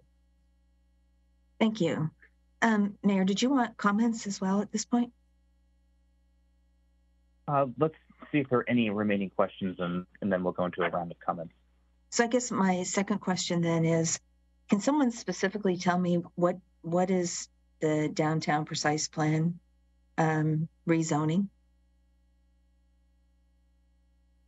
I assume that's not just phase 2 of the downtown precise plan. Well, it would certainly obligate the city to include residential density increases as part of phase 2. And so we would, in all likelihood, do that action during phase 2 because you wouldn't want to do 2 separate downtown precise plan processes given CEQA and everything. So one of the realities of this circumstance that we're in is that we don't have a lot of outreach or analysis to signal to staff or to council what potential density increases might be appropriate as part of phase 2. And so that's one of the challenges right now. However, if council wants to include this as a program, we can, given the draft language in the staff report, and if we don't include any of these downtown sites in the sites inventory at higher densities, we would be able to have a more kind of open-ended possibility of increasing density. But it could potentially have a, time and cost effects on the EIR for the housing element. Okay, thank you. Thank you very much. Are there any remaining questions?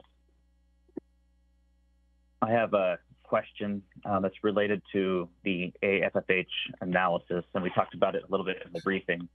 I have a concern that 95% of our affordable housing will be located in areas where 55% or more of the residents are non-white, which is in conflict with the AFFH goals that are established by the state. And I know we have some optimism about where HCD has been based on the discussions you've had with staff. But sometimes HCD, despite positive and productive conversations, will nevertheless surprise the jurisdiction with a pretty robust comment letter at the end of the review period.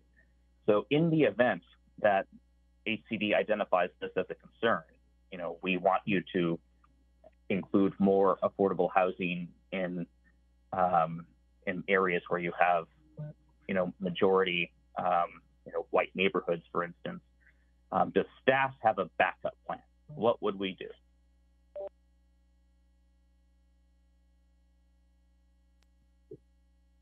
I think one option here would be to come back to council with another study session. Again, this is not something that we've heard from HCD in any of our conversations, so we're not expecting it. But if there was feedback of that level, and it does force us to kind of make big changes, propose additional inventory sites, propose specific densities in particular neighborhoods such as downtown, which we would have to do in order to identify sites in our inventory. It could have real negative effects on the project schedule, and we would almost certainly have to return to council to get input. Thank you. And then a follow-up question to that. Is it helpful for the council right now to provide some preliminary direction in the event that HCD comes back with some strong comments to this effect, right? So if we were to say, if HCD says not meeting your AFFH obligation, then you have direction from the council tonight to pursue some course of action. Is that helpful to you, or is it your preference to wait to see what HCD says, get that comment letter and then schedule a study session? Yes, that could be helpful. I would caution the council that a lot more than just council direction would need to go into that analysis. It would also include some pretty robust analysis of site redevelopment feasibility, and that would have, that would set kind of minimum densities for particular sites, and we would certainly want council to be aware of that before signing off on it. Okay, thank you. Those are all of my questions. Are there any remaining questions, or if not, we can begin with a round of comments.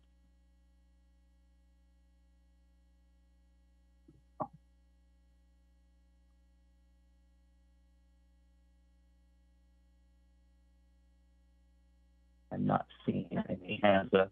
I'll provide a quick start. I am concerned about that AFFH metric. It really stands out. And I don't know if we need to be extraordinarily prescriptive tonight to provide direction in the event HCD does flag that as a problem, but I appreciated staff's analysis in the responses to the council questions submitted in advance of the meeting, which show that if we do put in some tactical sites, that we could have, material impacts on that specific metric. And, downtown is an important component of that.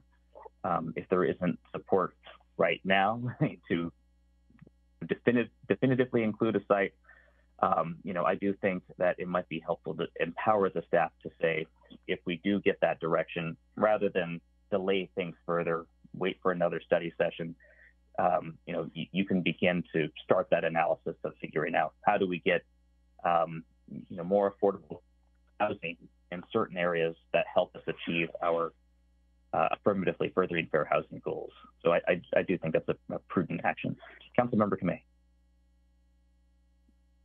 Sure. I'll respond to this topic, Mayor, which is, I think I found the numbers problematic, but in a different way, which is I find the AFFH guideline in terms of metric of, racial analysis antiquated.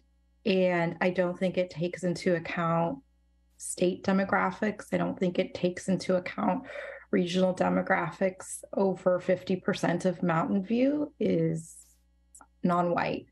So I really felt like, though the Civility Roundtable discussed kind of the history of Mountain View and, the different things that have occurred in our city, including redlining, which occurred all throughout the country, I do find that it isn't a metric with which I find that helpful when discussing housing. I think that, to me, I'm looking kind of cost of living, cost of housing, and how that's equally distributed through the city in terms of people being able to buy and rent, lease at different price points throughout our community. So that is the issue that I took with the numbers with the AFFH metric. And while I can understand the concern that you share, mine is more what the city can do and kind of the different programs that we've added or discussing or working on to kind of address the mixed level of the creation of housing that we can have. So that's kind of my comments on that. Thank you. Are there any other comments or any direction that we want to provide pertaining to these topics? Councilmember Matichak. Yes, I was going to talk about some of the other ones we talked about, not necessarily the ones you two were just talking about. And is that okay? Did you want to switch? Okay. So I would have concerns about including the Castro Commons project for all the reasons that staff stated. There is so much uncertainty around that I don't know what we would assume for the housing element. And I wouldn't want to give the impression that we've already decided to sell streets and change the zoning for that property, because we really haven't talked about that. And so I don't think it should be included. If the property owner wants to pursue that, I think they can go through the gatekeeper process, like any other property owner wanting to rezone their property, and we can sort it out that way. I also feel like there's not enough information about, other than the existing things we've talked about as being in part of phase 2 of the downtown precise plan. So I also am not wanting to include that. You know, I actually think the EPC had a very robust conversation about the housing element. And I appreciate and agree with their recommendation that we should go forward with what we have. I'm not interested in extending the timeline at all. I would rather go forward with what we have. And if we want to pursue additional programs or additional projects, we can do that and have the discussion as part of our goal setting. And, you know, talk about additional things that way, as opposed to like in the next update to the housing element. I would just do it as part of the goal setting that we'll have early next year. Thank you. Thank you. Any other comments or recommendations?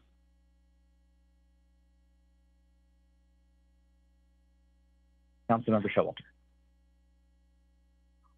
Well, Castro Commons is really a very difficult issue, because we haven't had a gatekeeper process in what, 2-3 years? I mean, so I think that if we say something, you know, something has to wait for the goalkeeper process, that could be, you know, 4 or 5 more years. I mean, it's, so on the other hand, I don't like the idea either of saying, I mean, we can't say at this point that we accept this project because we haven't discussed what it's like. We could, of course, accept redevelopment. We could put this site in with the idea that it's redevelopment under existing zoning. But that's not what they've talked to the community about. So anyway, I find this one very, very difficult. And because of the way the gatekeeper process really hasn't operated, I don't think it's been successful. And I don't think this is the discussion to deal with that, but it's, you know, it's relevant for Castro Commons, and it makes me very uncomfortable. So I'm interested in what other people think about that. Thank you. Any additional comments? Councilmember Kamei. So I think this is discussing the 3 items, which is, you know, if we wanted to include the downtown precise plan, Castro Commons, and then I think it's the church uses. Is that correct? Is that what we're discussing while we're on? Okay. The church we can do with Vice Mayor Hicks and Councilmember Abekoga. So it's, Okay. right now we're just these two, just Castro Commons and the downtown precise plan. Okay, I just want to clarify because I heard Councilmember Lieber at the end also include the church uses. Okay, so for these two, I wasn't part of the discussion in June when the study session on the housing element first came forward. I was on family leave, but I will say I am interested in what gives the city the most amount of flexibility. And I think in the discussions that I've had with staff and just the line of questioning tonight, I feel like there are paths forward for both of these areas. And so we just saw that we're discussing, the downtown precise plan already, council is. And I think we have yet to see what the final of the Castro Commons property is. I feel like there's different iterations that come forward. So I think that there are two processes that we're already following. One is the gatekeeper with Castro Commons. The other is the downtown precise plan. And I do tend to agree with what EPC discussed, which is not including these. I think both of them will see redevelopment. And I want to make sure that we capture the most amount of flexibility in what the city can receive and ask for and the parameters that we can set. And I, from what I have heard, discussed with staff, it could be a little bit more difficult if we were to envelop them into the housing element. Thanks. Thank you. So I'm not counting a majority for making any modifications to these components of the housing element. So we can move on. I will say this will be a broader theme that will affect my thinking for other topics too. But I remain concerned about that ASFH metric, and I think to your point, Councilmember Kamei, it might be helpful for us to better understand how HCD interprets that. Because there is a lot more nuance than what you get with white non-white, and that may be how HCD thinks about it, or it may not be. And I think it would be helpful for the council maybe to understand how that metric will be evaluated by HCD. Councilmember Kamei? Well, and I think my understanding is that staff has been having discussions. They've already had 3 meetings with HCD staff, and perhaps that could be the direction given, Mayor, is to continue that conversation and to fully understand how that would, affect the housing element. And that would be maybe the suggestion that I make. Hearing the concerns that you and I both share, I think there's many. So perhaps staff can work to continue that conversation. Thank you. I'm going to write that down. I think that's probably high level enough for the full council to participate in that discussion. But I think it's a good recommendation. Okay, so summarizing council direction, there is none. We are making no changes to the Castro Commons properties or to the downtown precise plan. And so now we will invite Vice Mayor Hicks and Councilmember Abekoga back to the panel.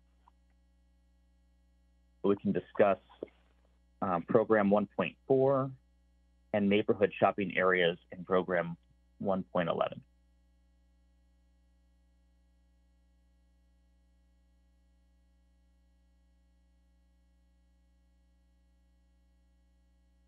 I think both of our colleagues have returned. Welcome back. So now we're moving on to 1.4, which is the religious and community assembly sites for housing, and 1.11, which is related to neighborhood shopping areas other than the general plan village centers as back pocket sites.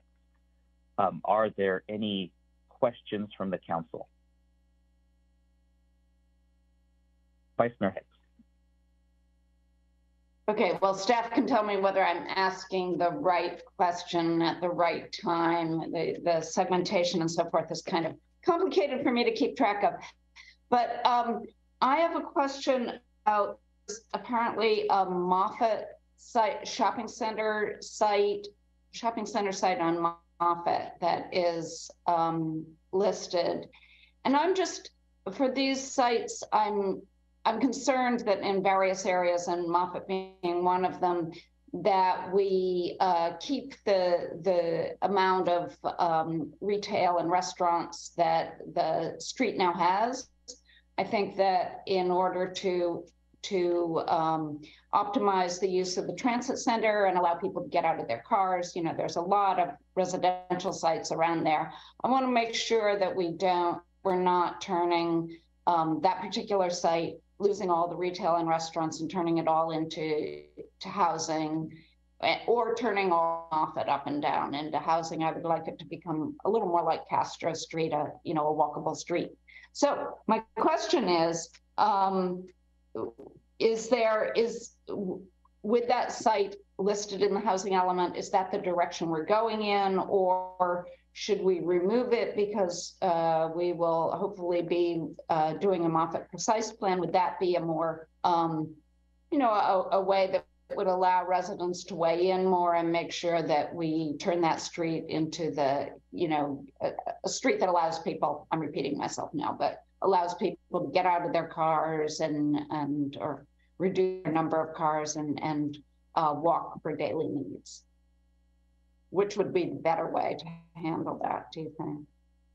Yeah, so I'm happy to answer this question, but the site that you're asking about is actually a general plan village center, and so it's not part of the topic that Councilmember Lieber is recused for, which is sites that are not already general plan village centers.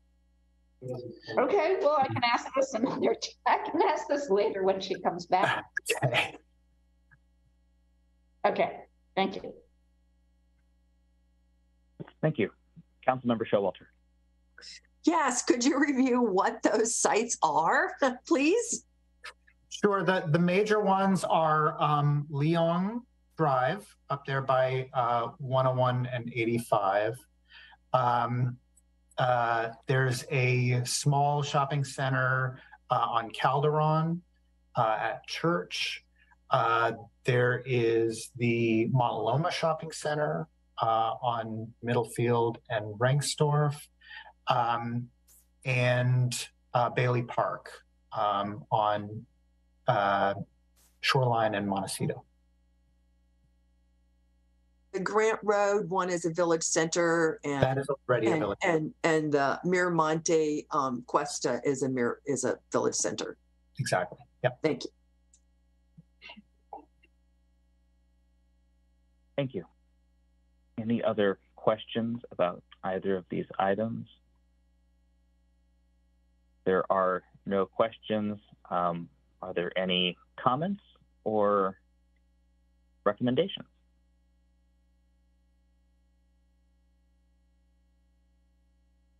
Councilmember Showalter. Why wouldn't we want them included?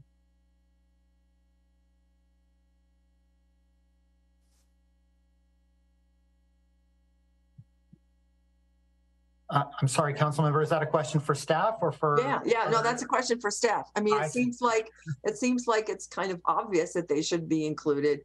Okay. There could be aspects of each one in particular that make it questionable, but generally, I mean, what's the story behind these that makes us need to consider it right now? Sure. So the story behind specifically the shopping centers, that's what you're asking about? Yeah. So the story behind these shopping centers is when we did the outreach for the general plan way back 10 years ago, before 2012, we asked the communities a lot of questions about where they felt village centers were, where they felt that opportunities for growth in their neighborhoods were, where they felt opportunities for change were. And these particular neighborhood shopping centers were not identified as opportunities for growth and change. And so they were kept as commercial uses only in the general plan. And so why wouldn't you want to include that?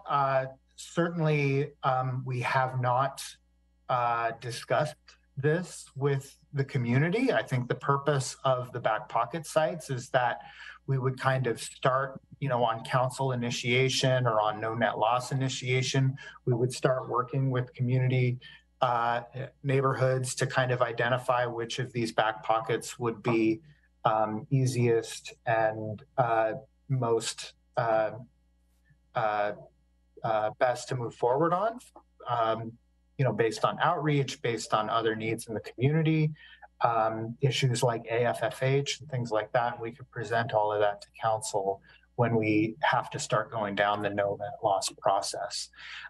It probably doesn't hurt to have them on the list because there's still a lot of opportunity to weed through them at a later date.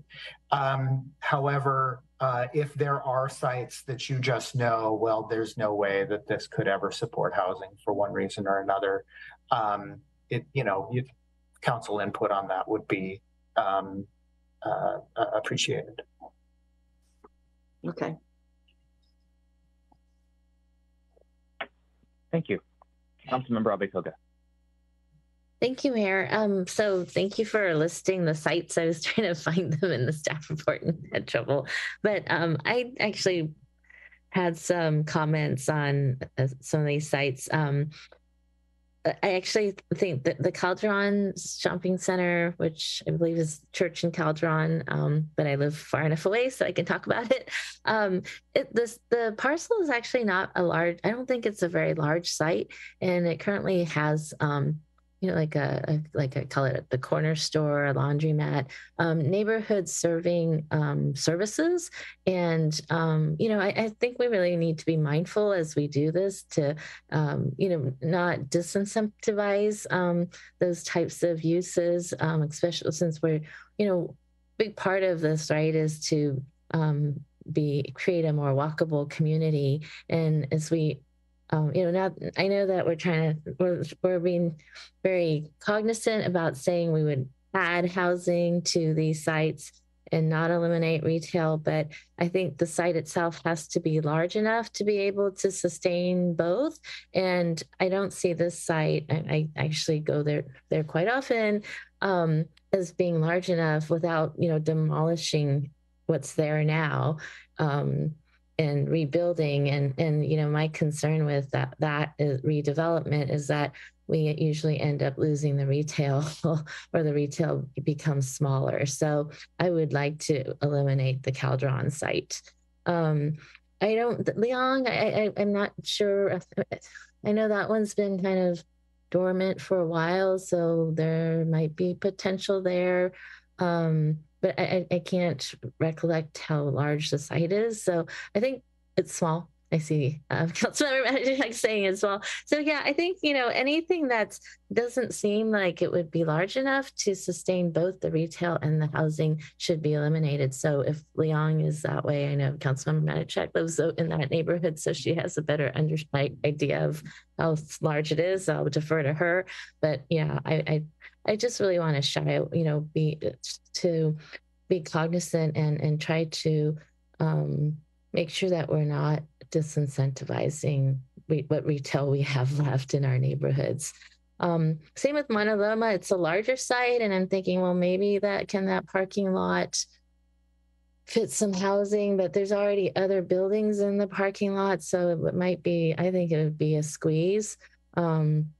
And, they have services there, like the grocery store that I think the neighborhood really frequents. So I would actually not want to touch that. And then Bailey Park,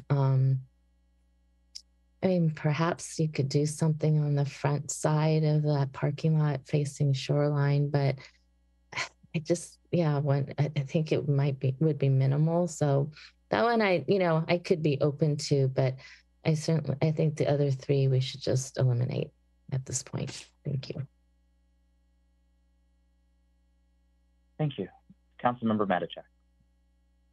Thanks. Yeah, I guess I need to know what specifically is included in the Leong Shopping Center.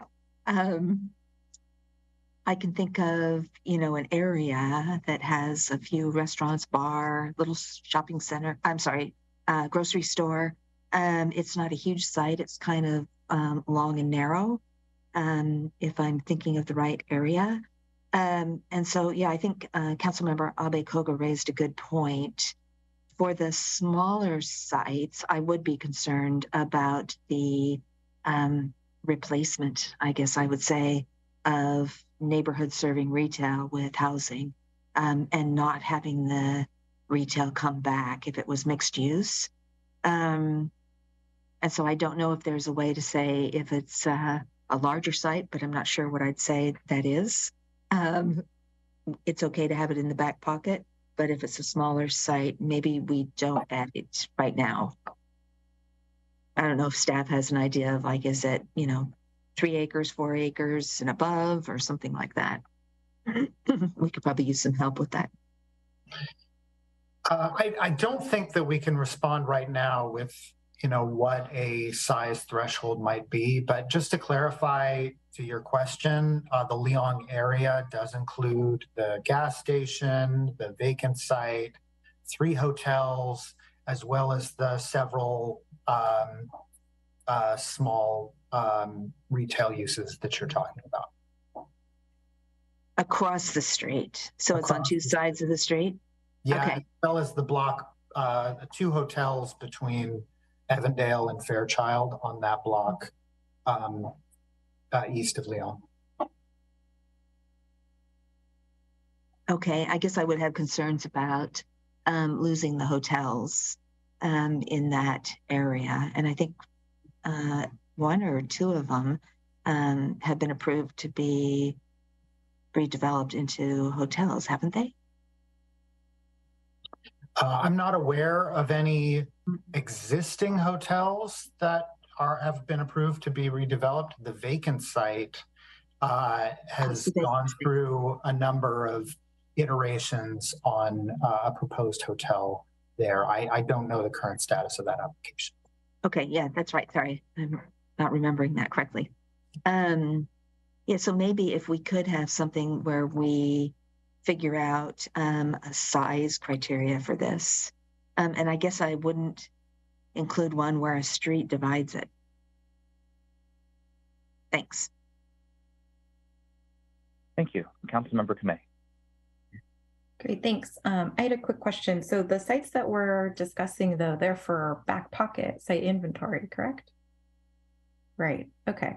So they would be similar to other sites in the back pocket, which is there's an opportunity there, but that doesn't mean that any of the existing uses would need to change. Correct, staff?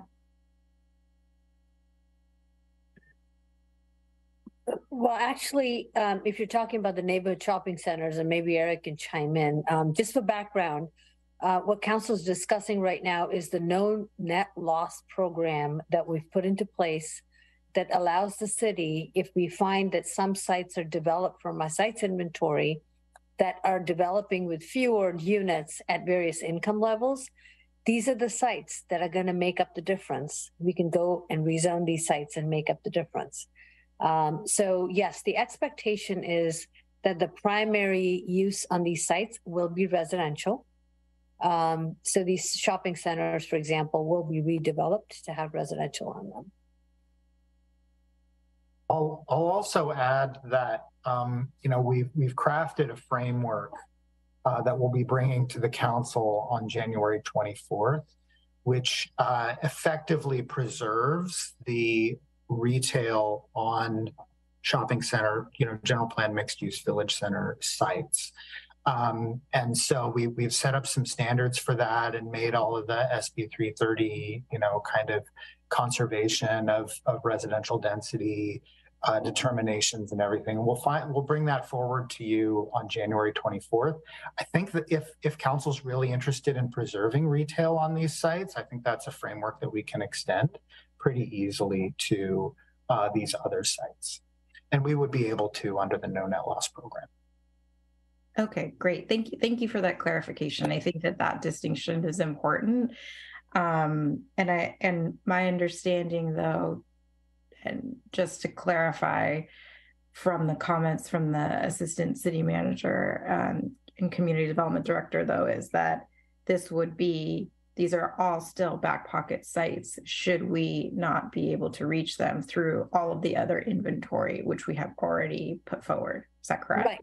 Right. So for example, if we'd assumed a certain number of affordable units on a site in the site's inventory, but it gets developed at market rate. So thank you. Yes, I appreciate you continuing on, but that's not the question I'm asking. This is the question that I'm asking because I don't want to go too far into the weeds yet. I just want to be able to answer the mayor's question, which is, I think that I'm comfortable with the back pocket sites, but I do think there needs to be framework which preserves retail. And I am interested in the bifurcation of the streets doesn't concern me as much as making sure that it's like compatible with the neighborhood and that it doesn't take away existing uses, because in particular where Leong is, that's where my dry cleaner is. I can't find a dry cleaner anymore in Mountain View, so I'd like to preserve the small businesses. And I wonder too if there's a way with the small business strategy, the economic vitality strategy that we're already doing as we're putting together the site inventory, that we take into account those other programs that are happening in the city. Thank you.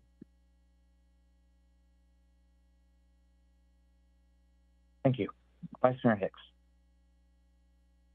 Well, I was going to say, I was prepared to just say what Councilmember Kamei said, so I'll just, so I'll just quickly underline it. I am agreeing with what, and then add that I am agreeing with what some other council members have said. I think that sites less under a certain size, it's going to be hard they are often essential retail in the area, and it's going to be hard to put housing and preserve the retail. I would have a size metric of some point, but other than that, I agree kind of where we're trending, that preserving the retail is really important for helping people not feel that they have to get in their cars or buy 2 cars per household or whatever.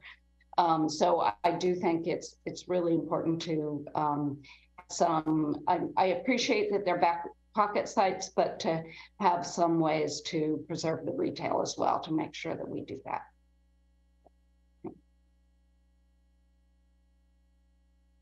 Thank you. I think we're moving into comments now, but that's okay. Councilmember Showalter.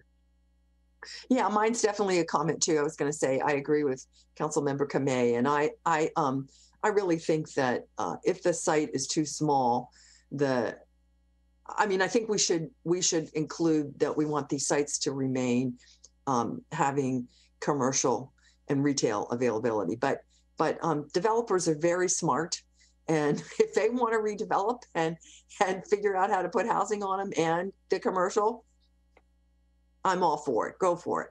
So I think that just leaving them in the back pocket as we have them seems like a good way to go. Thank you. I'll take a quick turn. So I have no problem leaving these sites in the back pocket as well, which would mean that the direction to staff is take no additional action on these sites. They're already in the back pocket. If we have to rezone them for residential, I think there's clearly a strong desire to retain a commercial or retail component. So if we have to make those decisions, and I'm confident that the council will take that action when it's appropriate. There was one other program though, and it's one that I have much stronger feelings about, and that has to do with the religious sites, or the sites with the assembly uses. And I really appreciate the staff analysis and the responses to council. The typical density for affordable housing is much, much higher than what is proposed in the program. What is proposed in the program, I don't think is defensible. I'm not sure if we've ever had affordable housing within recent history at densities that low. And I would recommend that we consider a density for affordable housing on these sites that is in line with what we typically see. And I would be even comfortable with going at the lower end, right? So the lowest is 49.5 units per acre. The highest is 136.7 units per acre. The average is 77.3. I would be okay with 60 as a starting point, because at least that's a defensible number. We've had several affordable housing projects around that density. I think it's a density that will be economical for affordable housing developers.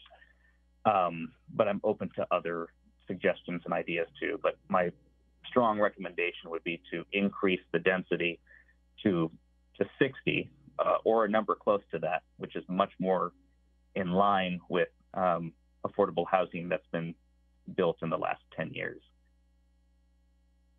Any comments about that program? Vice Mayor Hicks. Yeah, I would be comfortable going to 60. It's a short comment. Thank you. Councilmember Matichak. I'm actually okay leaving it as is, because when you factor in the state density bonus law, it does become a much more dense project. And so it is going to get to the number you're suggesting. And I think we always take a hard look at affordable housing projects, and we, I think, are open to making changes to accommodate affordable housing. So I'm okay with this as the starting point, especially when you factor in the state density bonus law. Thanks. Thank you. Councilmember Showalter.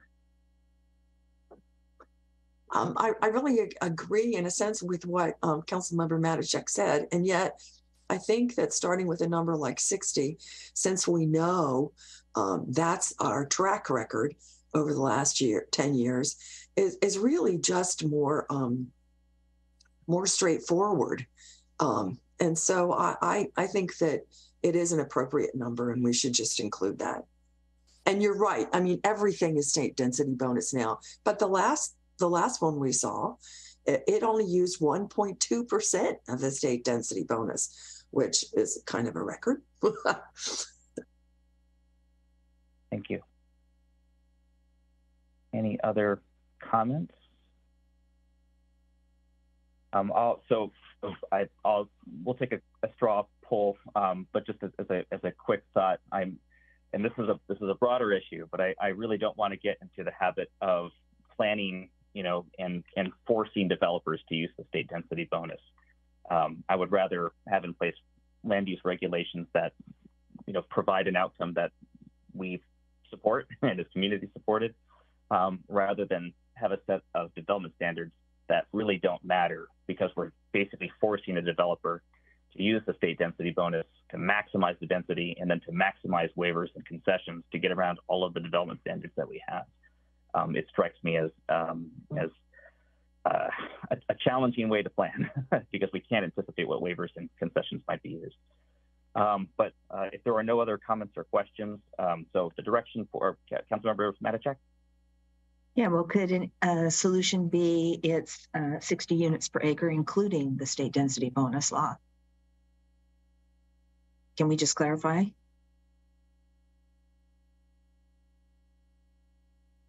That might be a reduction in the base density, right?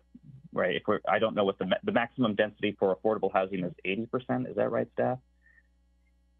I think if we use 80% as our metric, we can figure it out. I don't want to speak for future changes to density bonus law.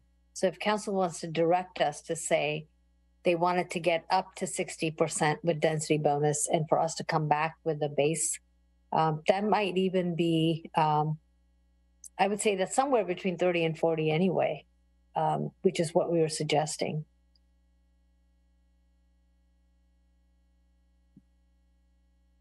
Thank you. Councilmember Kamei? Thanks. So I'll speak to this. I don't know if you're going to do a straw motion for it or not. So for this item, I actually agree with staff. My understanding is that those who would fall under religious and community assembly sites did not respond to the city, and there hasn't been a lot of input. And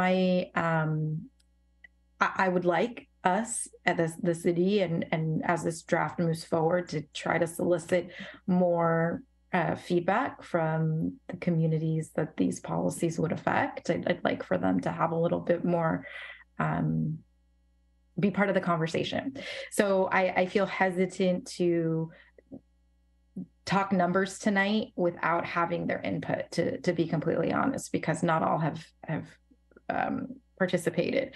I think the other is that, you know, this recommendation is also part of current R3's densities. I know that we'll be talking about R3 sometime in the future, and so these sites may have some changes in their future. So I do think that there's different opportunities for us to you know, maybe perhaps be more aggressive with what's on the properties.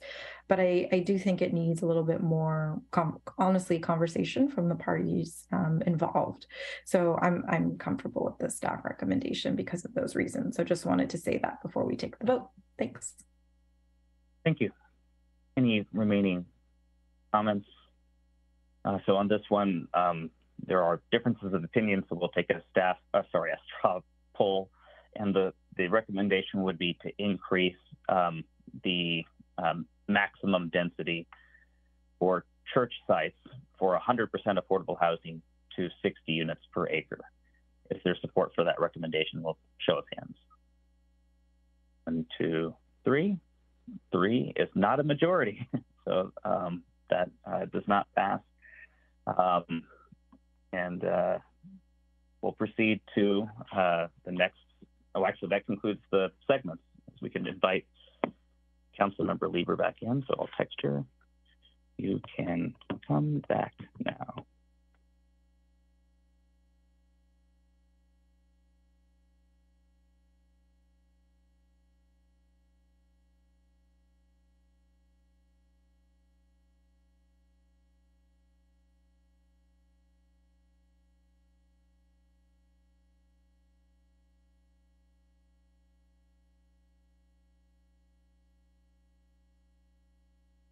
I'm not seeing Councilmember Lieber return yet.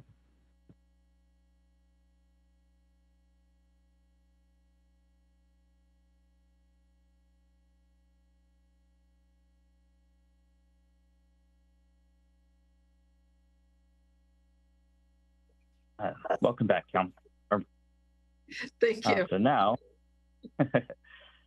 we will proceed to the balance of the housing element matters. Thus far, we have made no changes. Okay, so we'll start first with questions. Are there any questions from the council about any other item pertaining to the housing element? Actually, staff, would you mind lowering the presentation? Thank you. Councilmember Lieber. Thank you, Mayor. I wanted to ask staff, pursuant to the suggestions that we had relative to childcare, do we have anything in our housing policies that provide for what they were suggesting?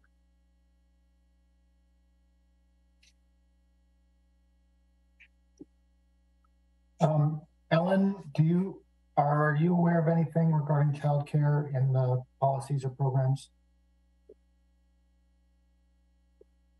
I don't believe we have anything specific regarding development standards about childcare as a facility within new developments.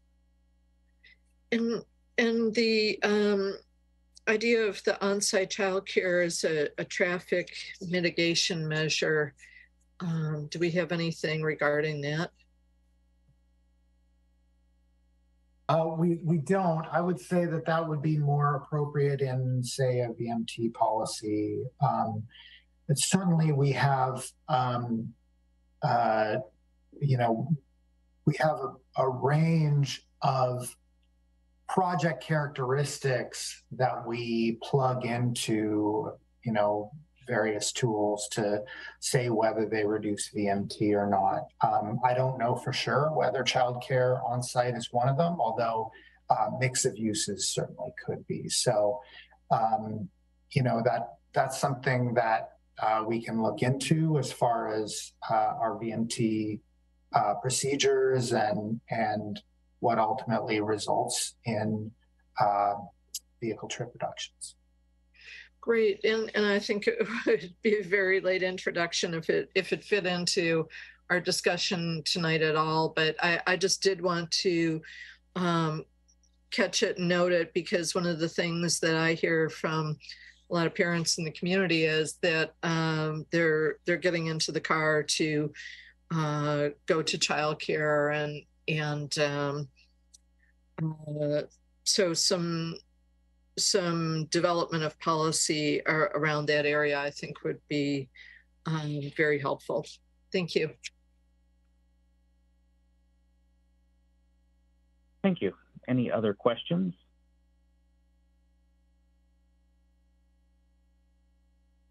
Vice Mayor Hicks. Well, I have some programmatic related questions, but I actually don't want to add a lot of programs at this point. I pretty much want to get this passed, but I will just add, but this is my opportunity to ask questions. So first, I've been hearing a lot about programs to reduce city barriers to office to residential conversions.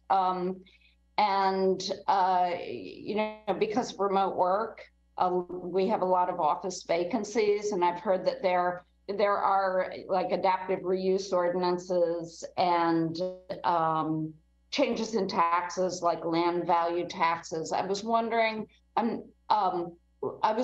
if staff had thought about that at all and had any suggestions for programming related to office to housing conversions. So I know this actually had a little bit of discussion during the North Bay Shore and East Wisman precise plan processes, and I believe there's some language in those precise plans about incentivizing buildings that can be flexibly repurposed. I would imagine that it might be harder to take a building that was built as an office building and try to repurpose it. It might be easier to actually build a building that can be flexibly repurposed. But we do have some economic consultants in the room, and maybe I can ask Stephanie or Bev if they are aware of any office to residential conversion programs, policies, or incentives that they've seen in other cities. Hi, everybody. Stephanie Hager, BA Urban Economics. Sorry, can you hear me okay? Yeah, okay. So this is all sort of a little bit of, changing dynamic in terms of seeing these office vacancies. I don't have any good examples off the hand that I can share with you about what some cities that are working on this, but it's definitely something that we can look into and report back on sort of what some of the other cities are doing. I know that it's a hot topic. It's just all a little bit new and changing and evolving at the moment. Okay, well, that's good to hear. It is a hot topic and I want to keep track of it. I don't know that I want to put it in the housing element right now, but I thought I'd take the opportunity to ask. And then I'm going to ask the question about the Moffett Shopping Center again. Does staff, is this the right place to ask? And does staff think that the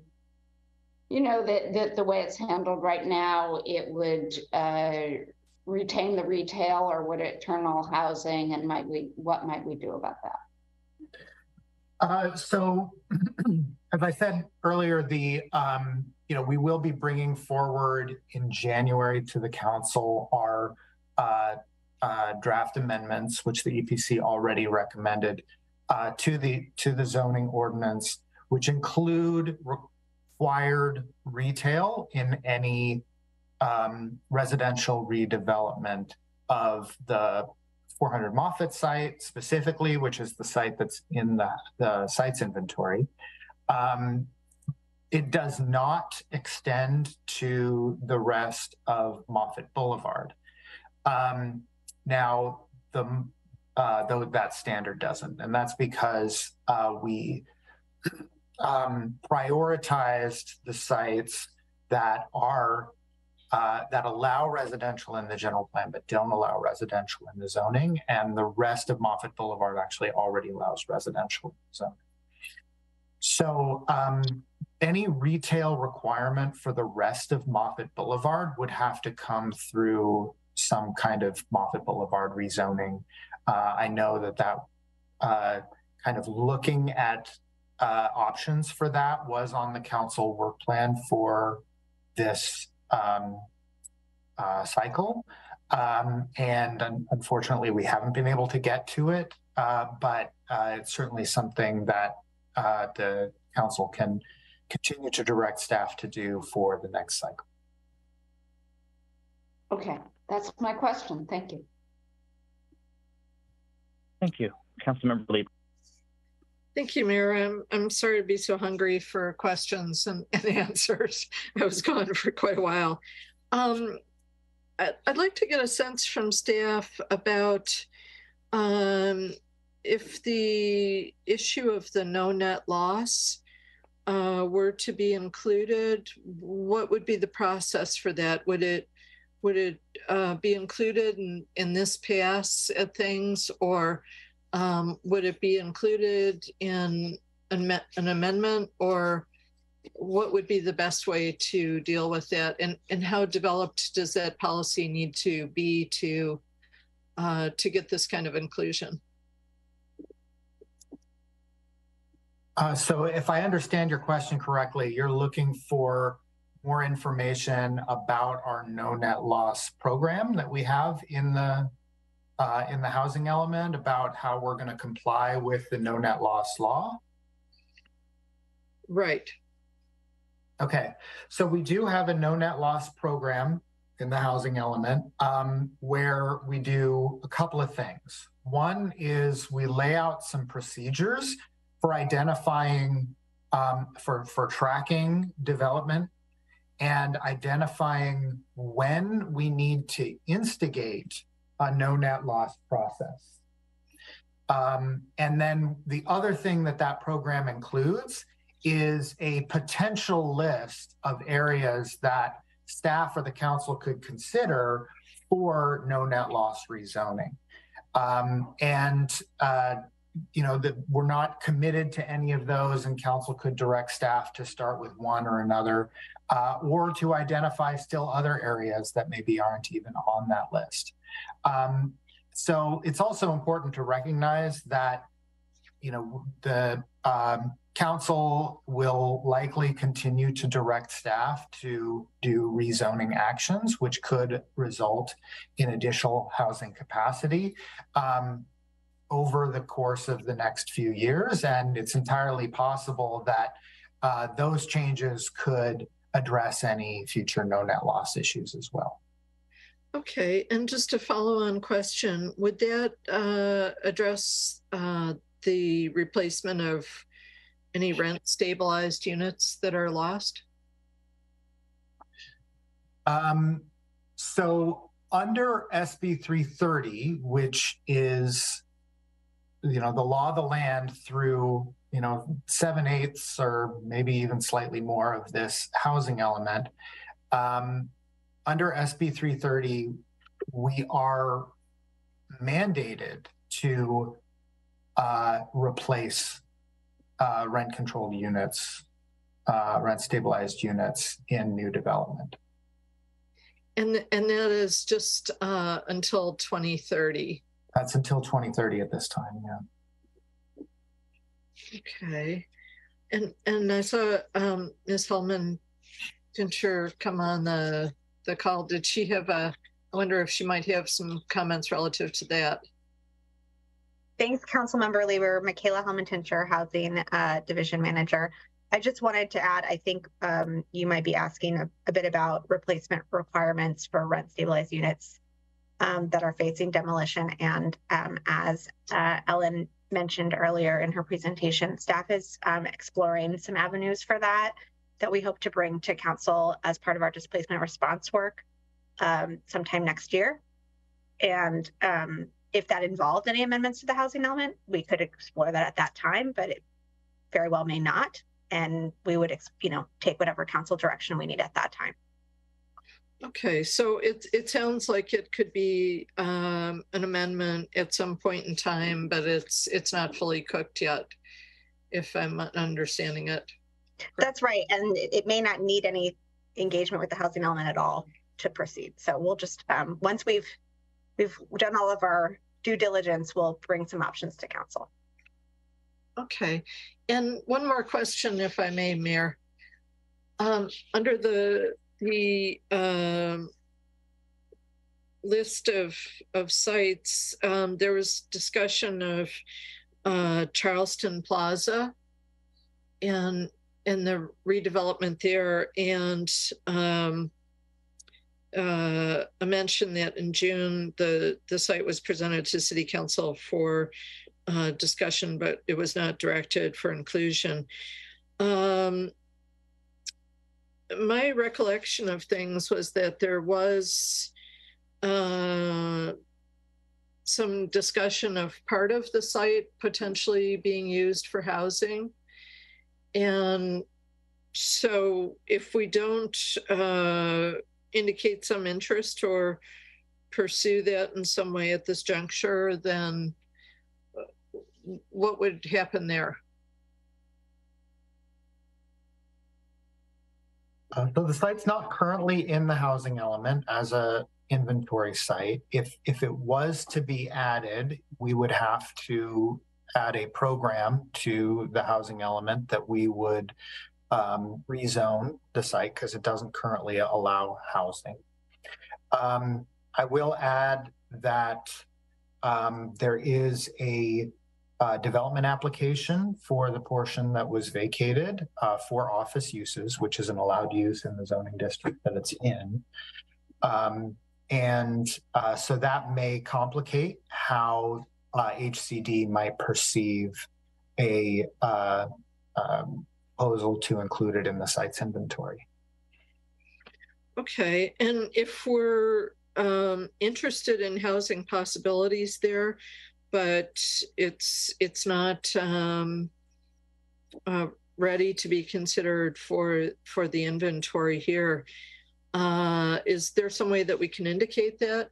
Because my concern is that we're looking at other places around town that have kind of lifeline type businesses, and a significant segment of the community has gotten very activated around the possibilities of what would happen. And it seems like that's also a shopping center that, you know, I think at one time the dog boarding there could have kind of been seen as a lifeline business. But it does seem like a place, and I know that there was some discussion around housing being located there. So what would the process be if we wanted to indicate interest in that? Sure. Yeah, this is one of the other areas that we tee up as an alternate program in the staff report. Other rezoning areas. And so if council so directs in that discussion for question 2, you know, we can include a program in the housing element to rezone Charleston Plaza. Okay. Okay, and then my last question, I swear, no more dipping. In terms of the mobile home tenants issue that came up, where is the best place for them to take that issue to start to get movement on that? Can I defer this to our housing division manager, Ms. Hellman-Tinker? Absolutely. Councilmember Lieber, were you speaking about the Opportunity to Purchase Act issue that was brought up earlier? Well, my understanding of what was mentioned was that that the city of Antioch has a cap on rent increases for individuals who find themselves in the situation where they're renting both the mobile home and the space. And that because we don't have that in Mountain View, that they're in essence getting double increases of what was anticipated. And so I'd just like to know, where should they take that kind of concern? What's the process there? We can bring that up with our team that enforces the mobile home rent stabilization ordinance and to consider and look into. Probably the easiest is to email mvrent@mountainview.gov, but they are also welcome to contact me, neighborhoods@mountainview.gov, and we'll get them to the right folks to talk to. Okay, fantastic. Thank you so much. Thank you. Assistant City Manager. I just wanted to understand the question, Councilmember Lieber. Did you mean to say if the city were to proceed down a path of changing what's in our current mobile home rent ordinance, what would be required? Well, yes, if our current policy doesn't address that situation where households are facing a double burden of an increase on space rent and an increase on rent on the home, what are their options for who should they go to? Well, this would mean, based on what I understand, it would mean revising the ordinance to reflect, or at least to study the issue. And I would say this would probably be an additional work program item that the council may consider in February. While staff is happy to help answer a lot of questions, we wouldn't begin revising the ordinance without specific direction from council on the exact scope. Yes, thank you. Thank you. Are there any other questions? I've got a couple of hopefully quick questions. Staff had mentioned a report that HCD was seeking additional analysis about meeting the housing needs of special needs populations. Can staff list for us those special needs populations and what type of analysis you might produce? I'm going to defer this question to Stephanie Hager. Thanks. Yes, thank you. Stephanie Hager, BAE Urban Economics. So the special needs populations that HCD is looking for additional analysis on is it's seniors, persons with disabilities, people experiencing homelessness, farm workers, large families, and single parent households. And what they're really looking for there, we discussed this in HCD yesterday, is a little bit of discussion about things that these households need from their housing that's sort of unique from what other households tend to need. So some discussion around, say seniors tend to have higher rates of households that have a member with disabilities compared to other households, so they tend to need accessibility features at a higher rate. I'm sorry, I also missed extremely low income household. That's another group. So extremely low income households need deeply affordable housing. So a little bit of discussion around, for each of those groups, what some of their particular needs are, and then connecting that to the way that the city is addressing those specific needs among those households. Thank you. And then once we produce that analysis, HCD can come back and say, you've either satisfactorily addressed those needs or not, and you have to add sites to the inventory or add programs. Is that right? Theoretically, yes. Okay, thank you. Councilmember Showalter? Yeah, I really like the slide on page 16. Thank you for putting that up. That's the one with the comments from HCD from the meeting yesterday. That's very helpful. Thanks for including that. One of the questions I have on this is describe processing procedures in more detail. I believe that corresponds to things that we would do to improve the approval process so that housing would be easier to approve and get built, which here ties into our matrix study and the implementation of it. So what do you think they mean by this? What do you think you need to do? So actually they were very specific in the meeting, and we're being much more general on the slide. They specifically said that they wanted more information about the gatekeeper process.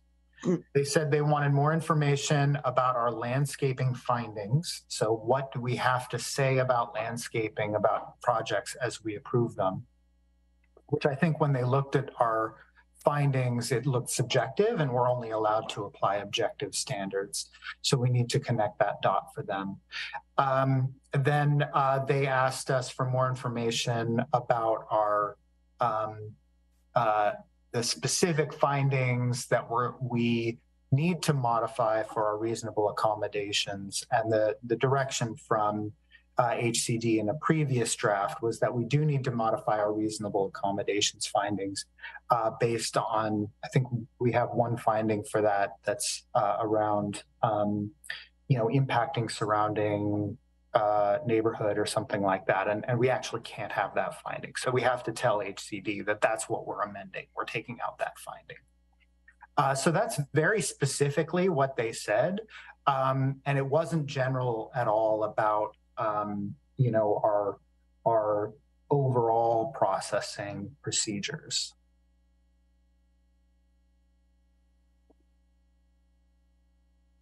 Well, that's good. That's good to hear. Thank you. Any remaining questions? If there are no questions, then what we'll do is take a round of comments and suggestions for revisions. And that once we've collected all of those, then we'll take a series of straw votes the way we had in the previous study sessions. Any comments or suggestions for revisions?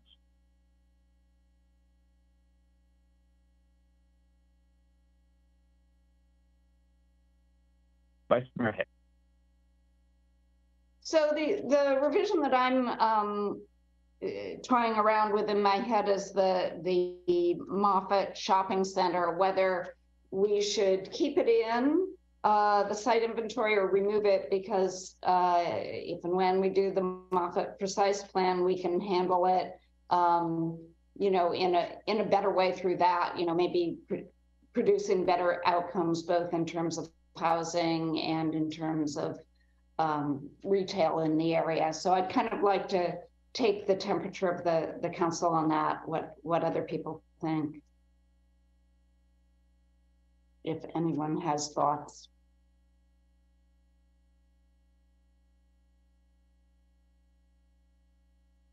So Vice Mayor Hicks, are you ceding the floor to the balance of the council? I am. Okay, thank you. Councilmember Robic. Thank you, Mayor. Yeah, I agree with Vice Mayor. I think, we've had the Moffett Precise Plan frankly, it was in our general plan update and we just never got to it, but I hope that we can. And I think that would be a better process to work on it separately. Thanks. Thank you. And Councilmember Robic, feel free also to make your own general comments and any suggestions you'd like to make, just so we can, I'm going to take or keep track of all of the revisions, and then we'll do, we'll take them all together with the straw votes, just to try and keep things going expeditiously.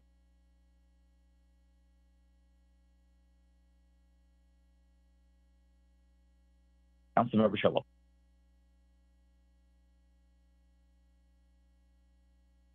I do feel that if we could do it through a Moffett Precise Plan, that would be better, but we all know we might not be able to. So I think this is kind of protective. Let's leave it where it is. And if we are able to do it with a Moffett Precise Plan, which we all intend to and hope will happen, then that's better. And if we're not, it's still better to have it in here and mentioned as a place where we want to maintain retail and also maybe have some housing than not.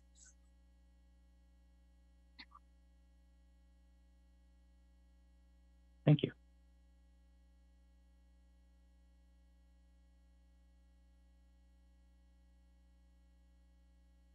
Councilmember Kamei. Sorry, I see staff's hand up, so I'll wait.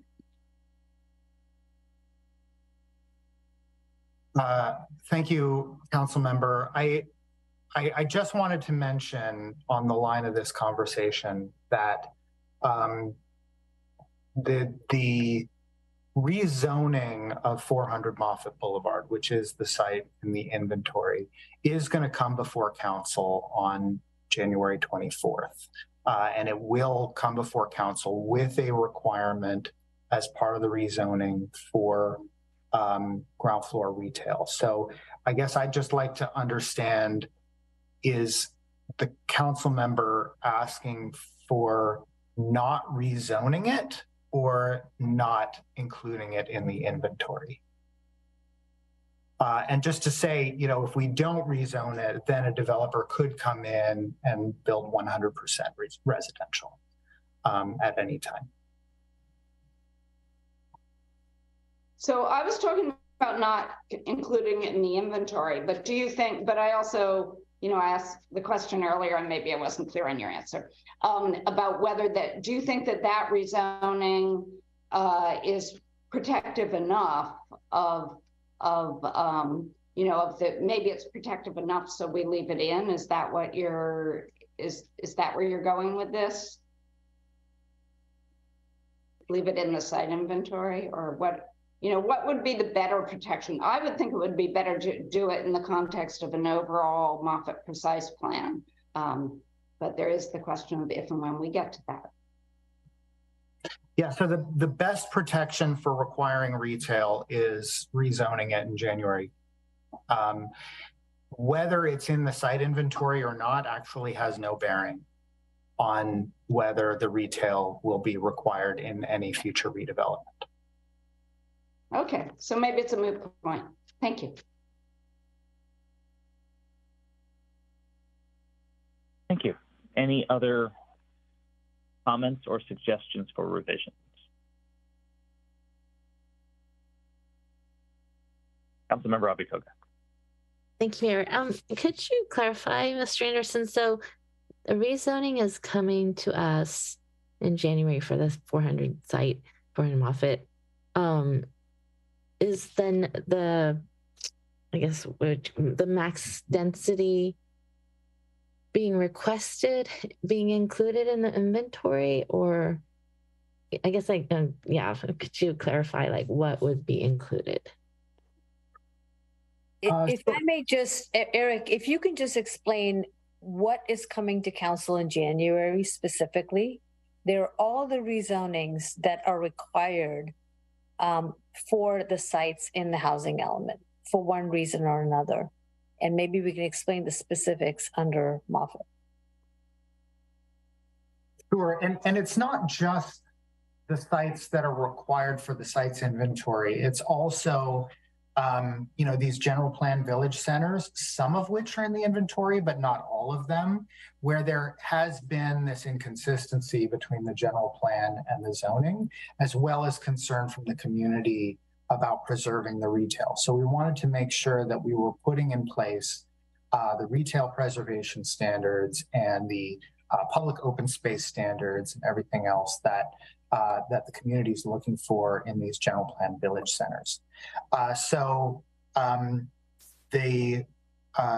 What is coming to council in January is several rezoning actions. Some of them are related to proactively rezoning affordable housing sites so that they can have a streamlined review process.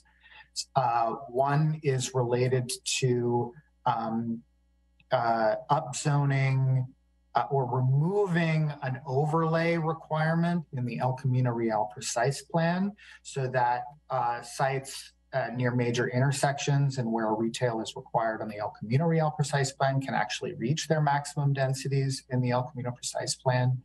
This is another general plan and zoning inconsistency. And of course, the general plan village centers where we're taking the existing 100% commercial zoning and taking the general plan direction, which allows residential on these sites, and creating a building type that will have both residential and retail, and that's how you build residential in these general plan village centers.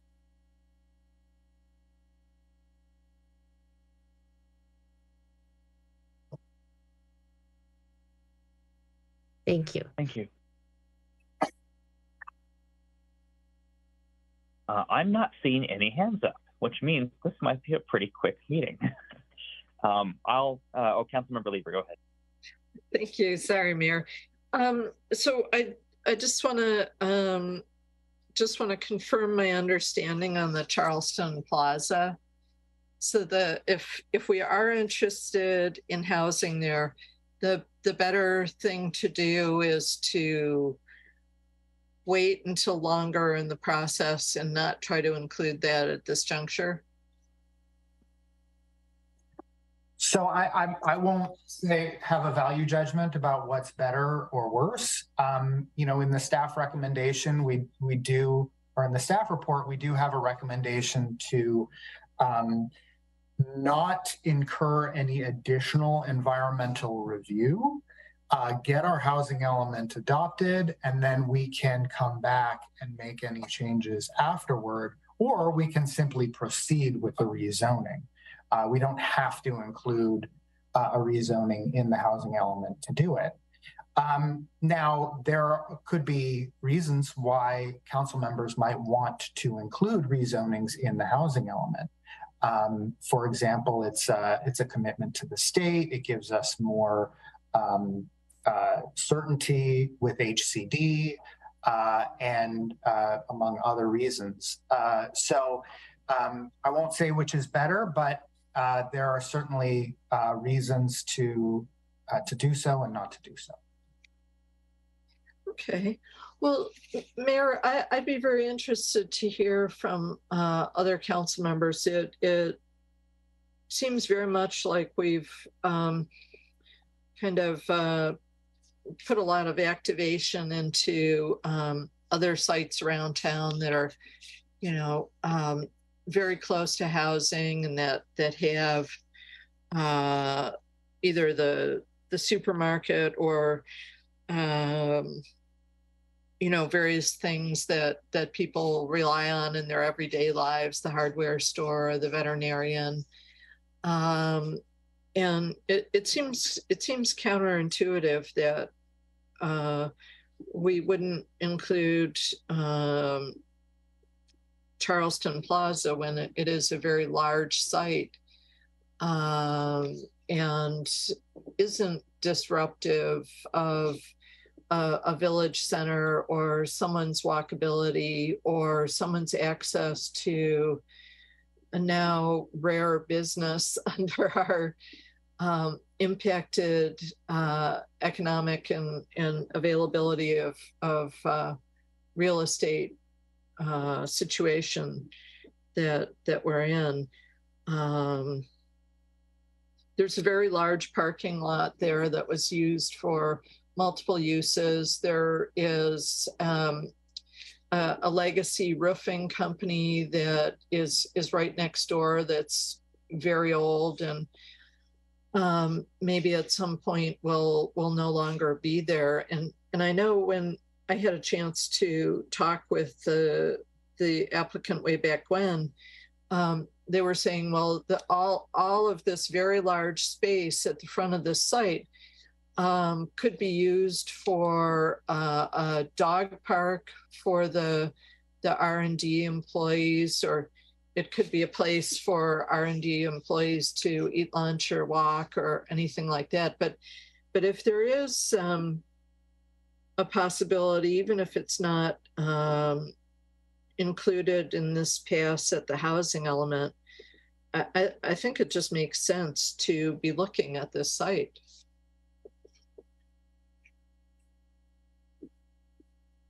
I'd love to know if there's anybody else who's like-minded on this. Thank you. It is on the list, so we will consider all of these at the very end. Councilmember Robbie Koga. Thank you, Mayor. I guess I'm inclined not to include it, mainly for the reason that it looks like we have a current application, and you know, the sites really have to be realistic. That right, we're looking at the 8-year span, so I think it would just be a hard to convince HCD that this is a site that could be redeveloped in the next 8 years if there's already an application to rehab the buildings into an R&D facility. So yeah, for that, I just don't think it's the right timing to do that.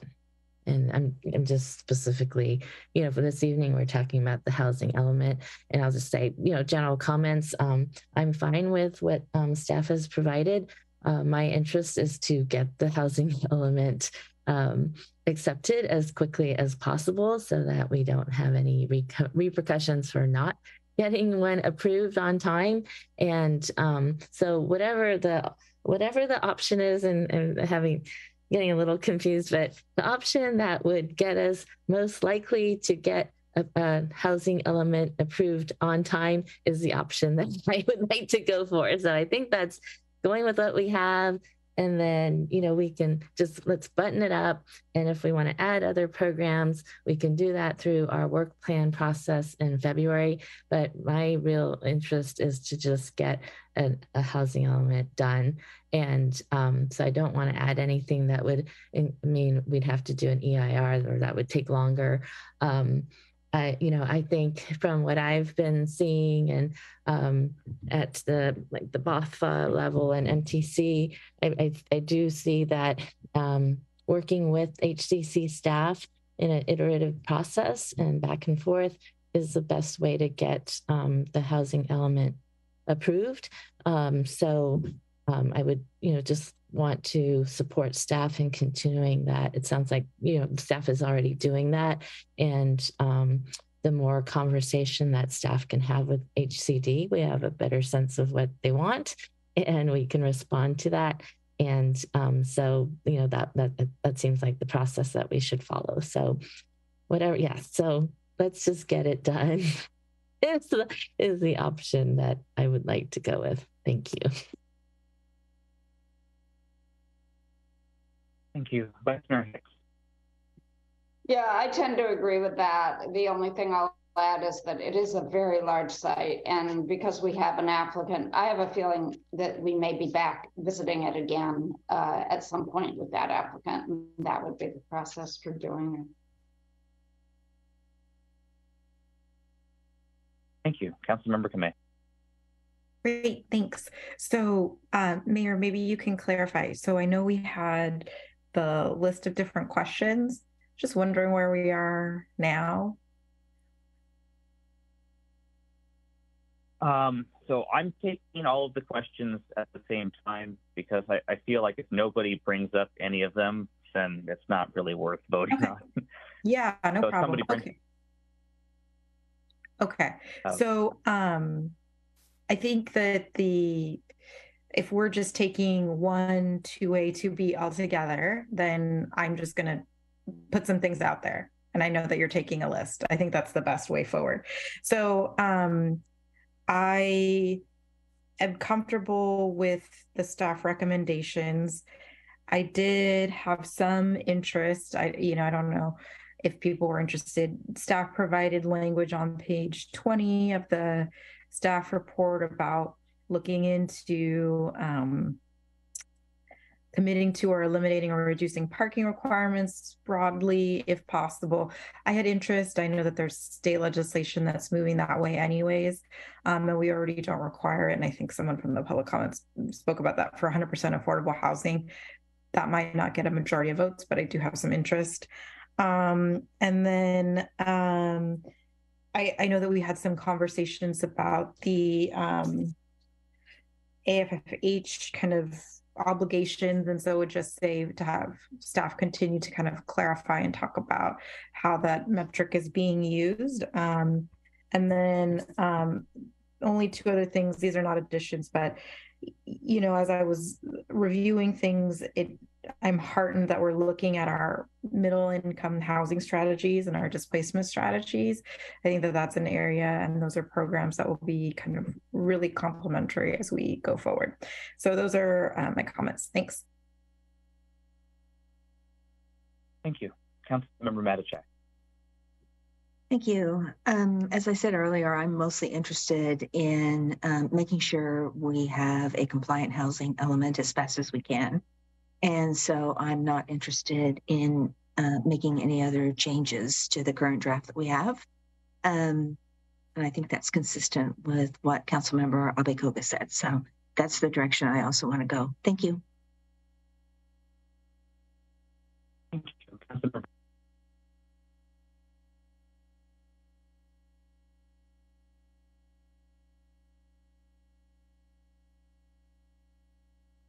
Did you say?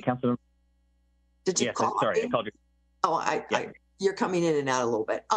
Yeah, I would like to say that I am really interested in getting the HCD draft done without having to recirculate the EIR. That is a tremendous amount of time and effort. And I think that's sort of like the cusp we cannot go over. You know, we can add things until then we get there, but we don't want to push that. But generally, I would say that I'm happy with the things that are in here, but I'm not so happy with some of the things I feel aren't in here as well as I would like to see them. And that is really the, you know, getting rid of the barriers to getting housing built. When we talk to developers and we talk to people in the community who try and remodel their homes and that sort of thing, we hear again and again about how long it takes. And, you know, time is money. It costs more, and it's a deterrent, whether it's money or not. I mean, just, it's, so that's something I know that most of that we are doing as part of the implementation of the matrix report, and it's not really in the housing element, but that's something that I'm very, very concerned with moving forward on, because it affects our community a great deal.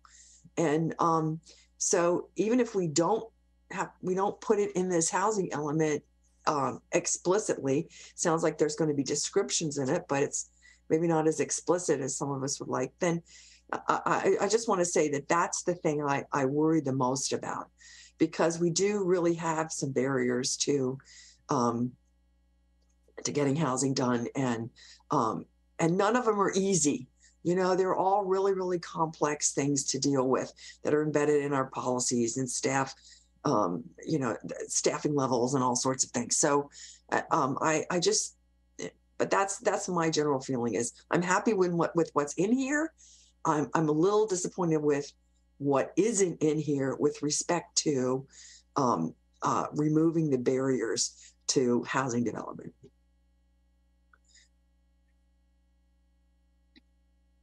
Thank you. I'm going to take a quick turn. I think, you know, I don't disagree with the sentiment that we should strive for compliance. I think it's important to recognize that many cities are struggling to achieve compliance. And I think a good metric that we might want to be sensitive to is the Southern Association of Governments, which is about a year ahead of us in the process. And looking at the HCD website, and staff, please fact check me if I'm wrong, but a year later, 45% of SCAG jurisdictions are out of compliance 1 year later. And so I think we should anticipate a likelihood that, you know, productive conversations with HCD staff notwithstanding, I'm guessing many of those SCAG jurisdictions are doing the same thing and talking to HCD staff. We might need a third revision or a fourth revision. A year later, I would be surprised if no one has picked up on our special trick. So I don't share the optimism that staff has. You might be right, but I think the fact that 45% of Southern Association of Governments remaining out of compliance a year later is an ill omen for us. The other thing I'll share is I feel pretty strongly, this is something I talked about in the last study session. In my mind, this is an opportunity for us to do a deep dive and understand and try to address the housing needs of our community. And I don't feel like we're doing that. I think what we're trying to do is strive for compliance and not incorporate everything that we're hearing from our community. I don't want HCD staff to write our housing element. I want our community to write our housing element. And I'm concerned that that's not the approach that we're taking. There were a couple of things I did want to suggest. I'll just add them to the list and then we'll do all the straw polls if there's nothing else. I feel it's very difficult to credibly include 950 West El Camino in the sites inventory, the Luna Vista apartments. Those have been occupied for a year. We had the grand opening in May, and it's really hard for me to credibly say this is a site that is going to pertain to the next 8 years of housing planning. So I do think we should remove that site from the sites inventory. I feel very similarly about the other projects that are complete, that are constructed and either fully or partially occupied. I think they're very difficult to include. And those other sites are predominantly market rate housing.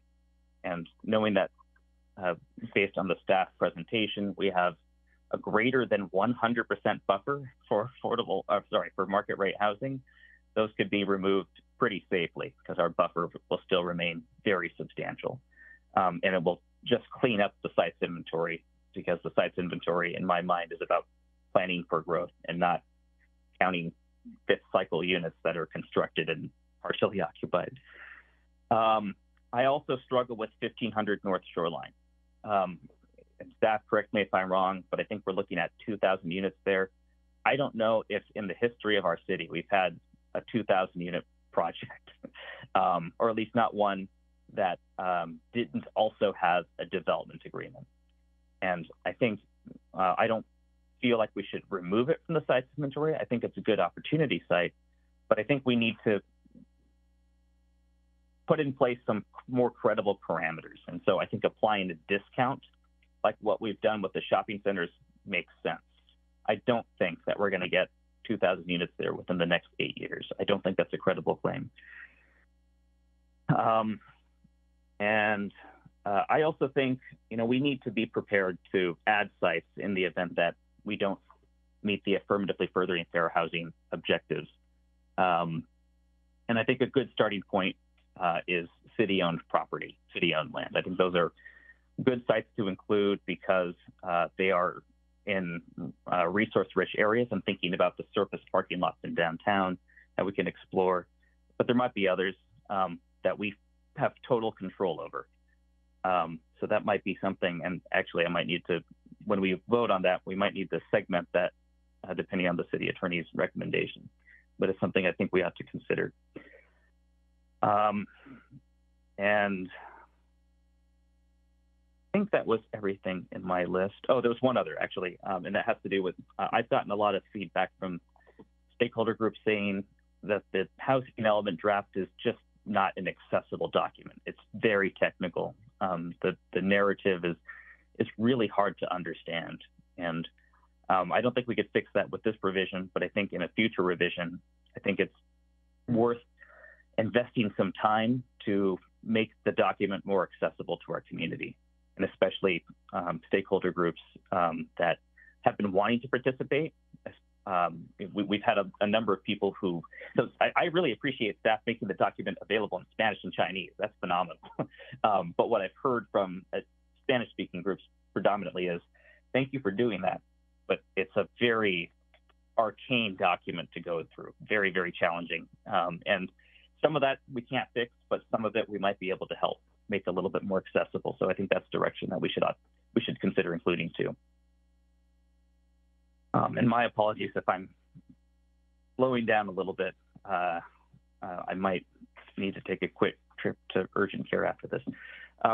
Is there anything else that we need to add to the list of things we'll take straw motions for?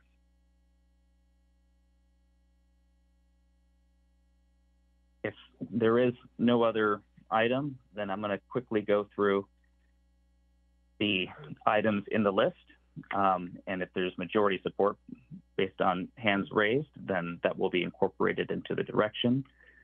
And if there's not, then that direction will not be provided. Vice Mayor Hicks. I just would like to know whether I should recuse myself from the question of city-owned property, since you were referring to downtown property. or whether that was vague enough, any city-owned property that I don't have to recuse myself. Yeah, could I get clarification? I heard you, Mayor Ramirez, on the one item you identified, and you asked if maybe it needed to be segmented. I'm prepared to recommend that we, in the event that each CD says we are not achieving our affirmatively furthering fair housing requirements, and we need to add additional sites in resource-rich areas, that we prioritize city-owned properties.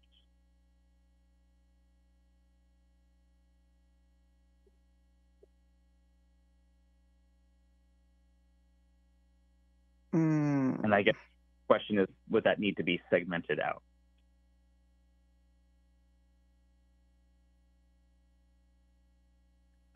Sorry, I'm pausing. It seems like a very high level question that would probably be okay. Eric, do you have a thought on, given our discussions today?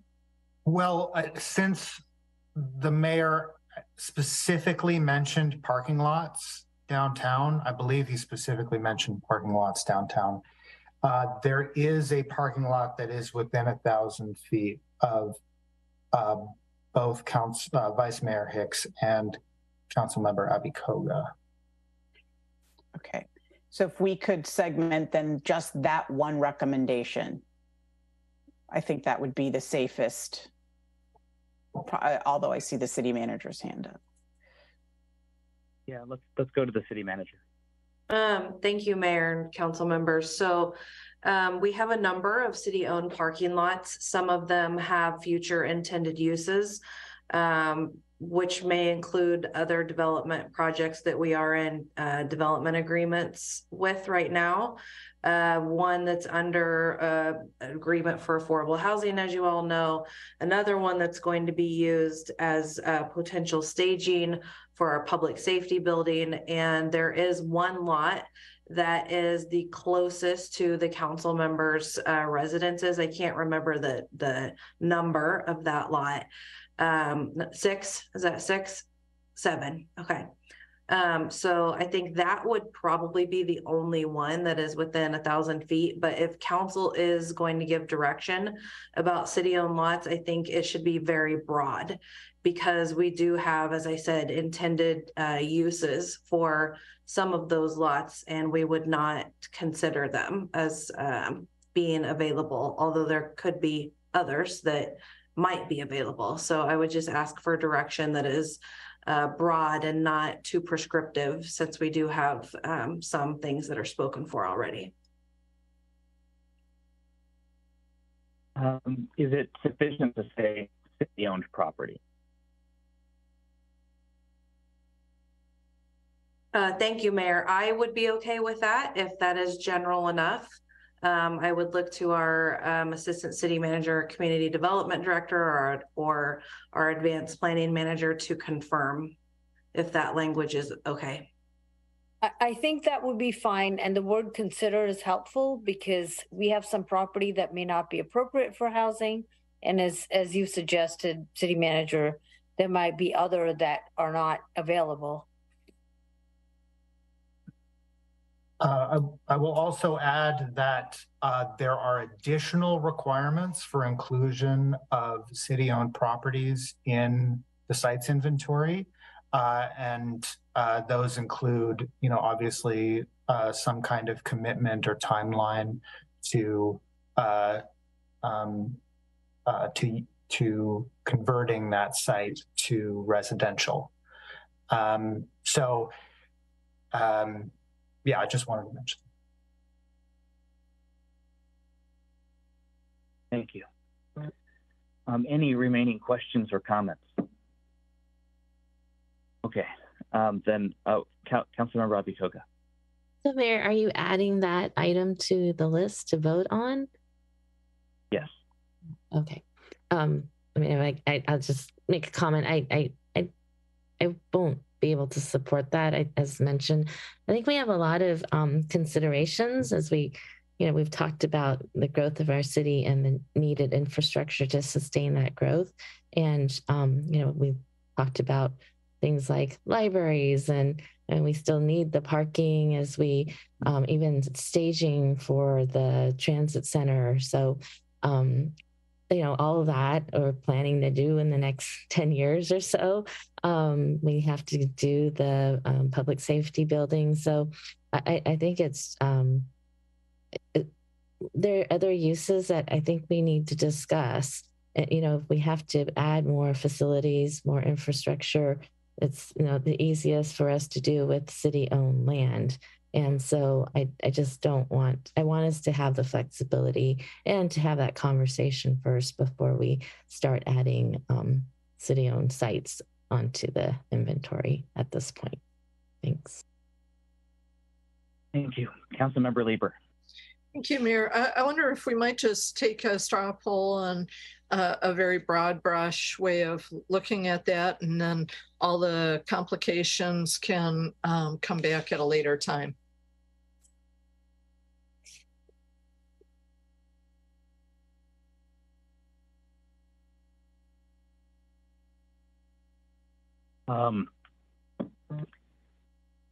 Sorry, can you say that one more time?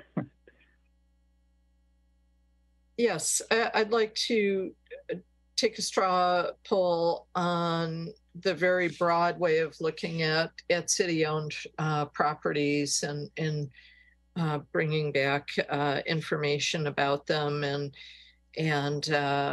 if it fits to list them amongst our back pocket sites on a conceptual basis. And I think that gives us the freedom to bring back whatever the complications are later. So I'm okay with that. I was going to consider just going through one by one each of the items, and that would be one of the items under consideration. And that way we can provide the direction that staff needs. The manager, you have your hand up. Thank you, Mayor. May I suggest taking a 5 or 10 minute bio break, and then we can come back to the straw poll? So I'm going to reveal that I probably will not come back if we do that.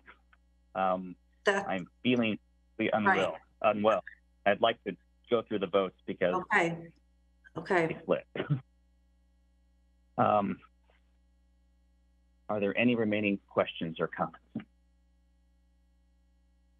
Okay, Vice Mayor Hicks, go ahead.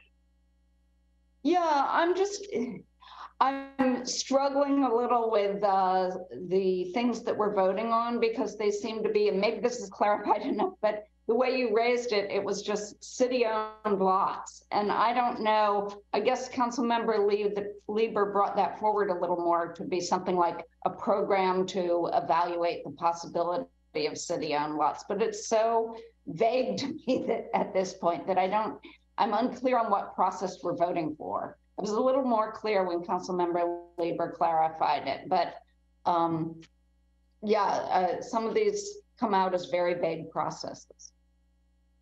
The specific recommendation was in the event that HCD provides in its comment letter direction for the city to take additional actions to comply with the affirmatively furthering fair housing requirement.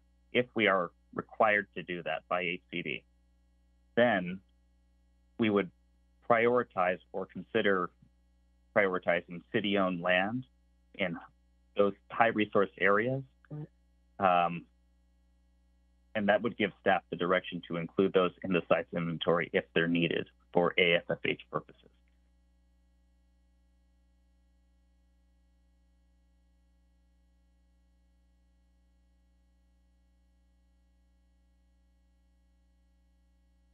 Okay, I'm gonna try and run through this as best as I can.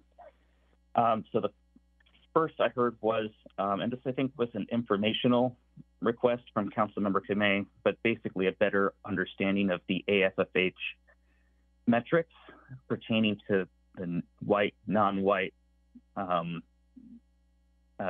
populations.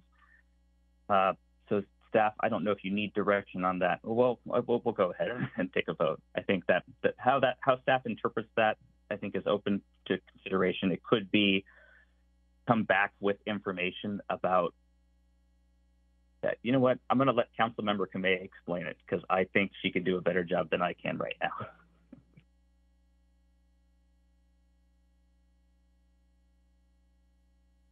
So mine was just that staff would continue to talk to HCD about it, given the concerns that you had raised, Mayor. I think we both kind of brought forward the nuanced issue of using those metrics and those data. And so just that was my recommendation, was for staff to continue to kind of clarify and to continue having that conversation. Kind of given the concerns you're bringing up about wanting to make sure we have additional site inventory, I just wanted to, that was the other side of the issue to me. Okay, that may not require explicit I don't think it from does. Yeah, I don't think it does. It was just a comment, but thank you. No problem. Thank you. And then there was a recommendation to consider or to add as a program the elimination of parking requirements for 100% affordable housing. Is there support for that recommendation? Raise your hand. 1, 2, 3. Okay, that does not have a majority, or 4.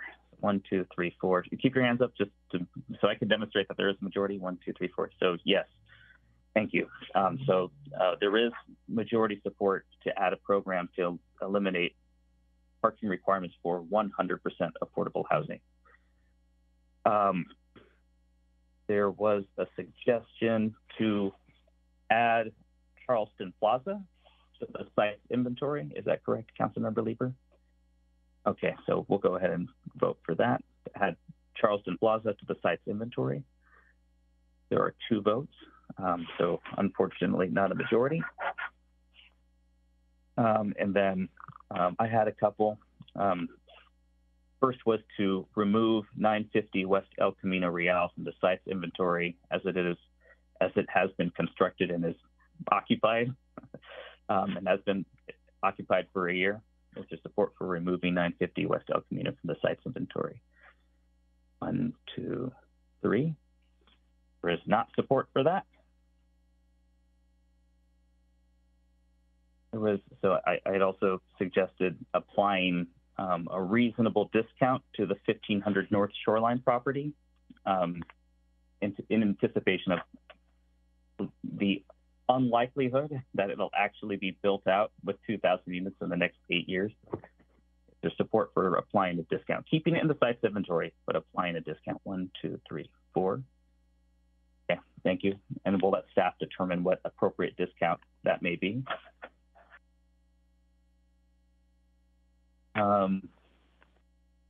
And then a recommendation in the event that HCD finds our ASFH proposals in the site's inventory insufficient, then we would consider prioritizing city-owned land to help meet those ASFH obligations. There's support for that. 1, 2, 3, 4. No, yes, there is support for that. I don't have anything else on my list. Is there anything that I missed?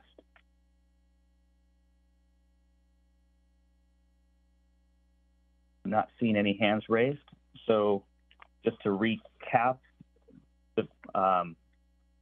we're comfortable with the housing element, and we've added direction to include a program to eliminate parking requirements for 100% affordable housing, to apply some reasonable discount to the 1500 North Shoreline property.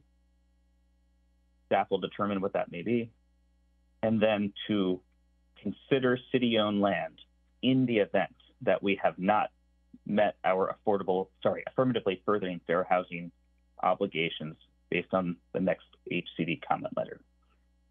1, 2, 3. Those were the only 3 things that I believe we've added. Any remaining comments or questions? Okay, staff, is there anything else that you need from the council? No, thank you, Mayor. No. Eric, did you have any clarifications? No, actually I don't. Okay. Thank you very much for your work on this. I'm going to move to continue the meeting past 10 p.m. Is there a second? Councilmember Kamei, thank you. And then we'll have to do a roll call vote. Mayor Ramirez? Yes. Councilmember Kamei? Yes. Councilmember Abe-Coca? Councilmember Lieber? Yes. Councilmember Matichak? Yes. Councilmember Showalter? Yes. Vice Mayor Hicks? Yes. Motion carries unanimously. Thank you. That passes. We're going to proceed to item 8, Council Staff Committee Reports. I'm going to sign off. I wish you all the best. Happy holidays. Thank you all for your work. Take care.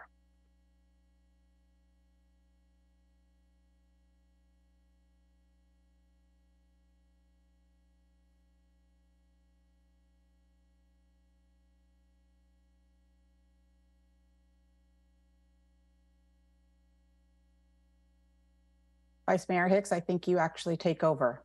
I think I do, yes. Okay, and I assume that we're now moving into item 7, but I see 2 hands up, so I'm wondering. We're on item 8. Item 8 for it's council staff committee reports. Okay, so I was going to say item 7, of which is public hearings, and there are none. So we move to item 8, which is council staff committee reports. Are there any council staff committee reports?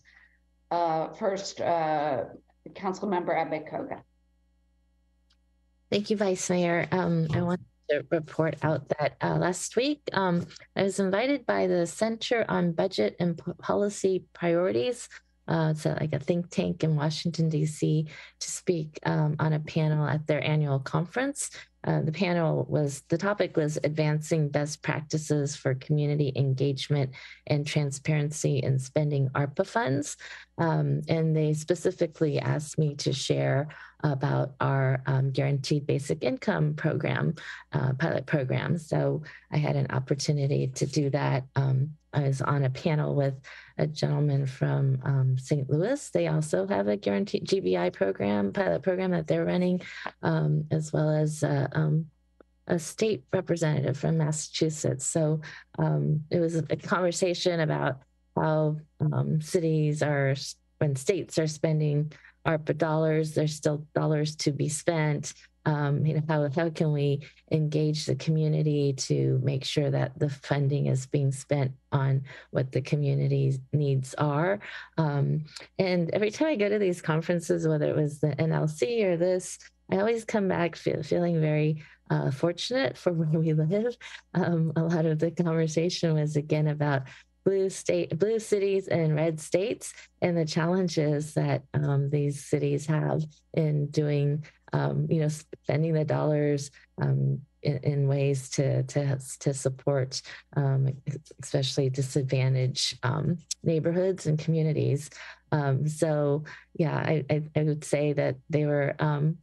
There's a lot of envy for Mountain View and what I shared about in terms of what we have been able to do through COVID with all the COVID relief funds. So I had asked how they came across Mountain View, and the organizer was specifically looking for a GBI program in California, and apparently they came across our program. So that was how they discovered us. And it was heartening to hear there was a man from New Hampshire who mentioned that he had even read about our program. So we're going national, which is really exciting. So I think we have a lot to be proud of. Thank you. Thank you. And Councilmember Matichak?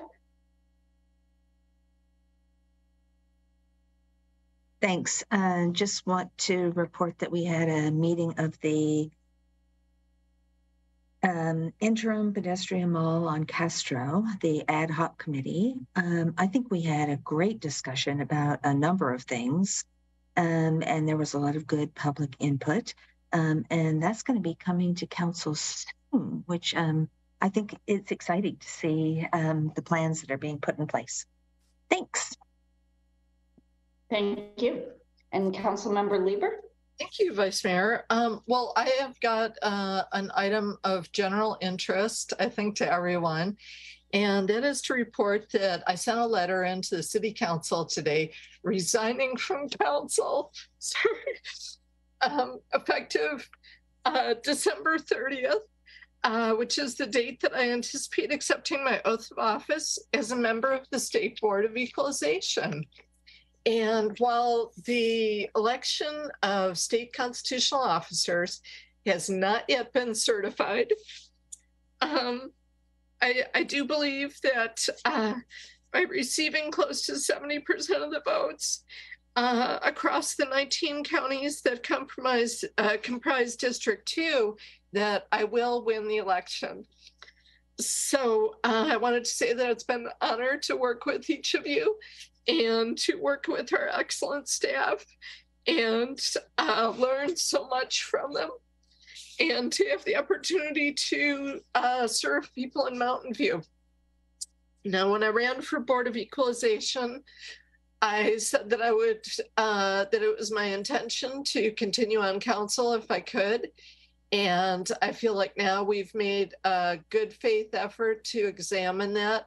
And while there is no direct incompatibility between the offices, there is a conflict based on a piece of telecom equipment that exists in Mountain View that the Board of Equalization assesses an ad valorem tax on. So it is not possible for me to continue on council, and I have to pick and choose between two offices, and that's really an embarrassment of riches. But I will still be in Mountain View and will still be available to everyone, including our community groups.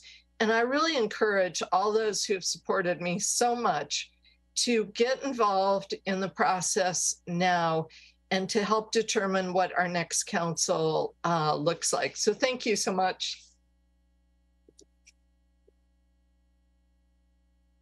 Thank you, Councilmember Lieber. I think we'll all, at least I know, I'll miss working with you as well. And I hope you, well, I was going to say Zoom in to public comment, but I guess you'll have to, you may have to come in person. We'll see how that works out.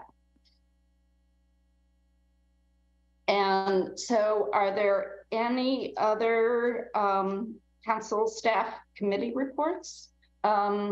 City Manager McCarthy.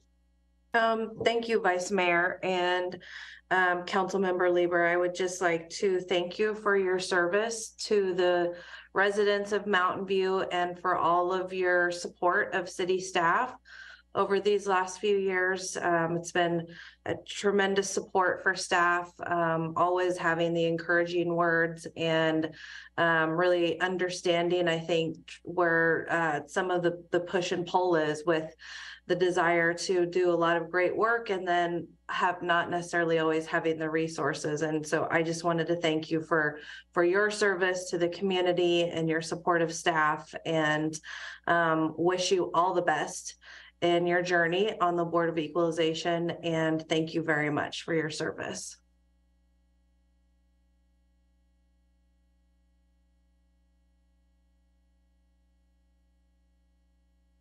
Yes, I second that, and you'll continue to serve us anyway. I'm sure you're fully elected. So now we move to item 9, closed session report. City Attorney Logue, do you have a closed session report? Thank you, Vice Mayor Hicks. This is Jennifer Logue, City Attorney. No, there are no closed session reports this evening. We now move to item number 10, adjournment. Thank you all so much for joining us. The next City Council meeting will be held, believe it or not, in person with a virtual component on January 10th of 2023. Until then, stay healthy, and the meeting is adjourned at 10:13.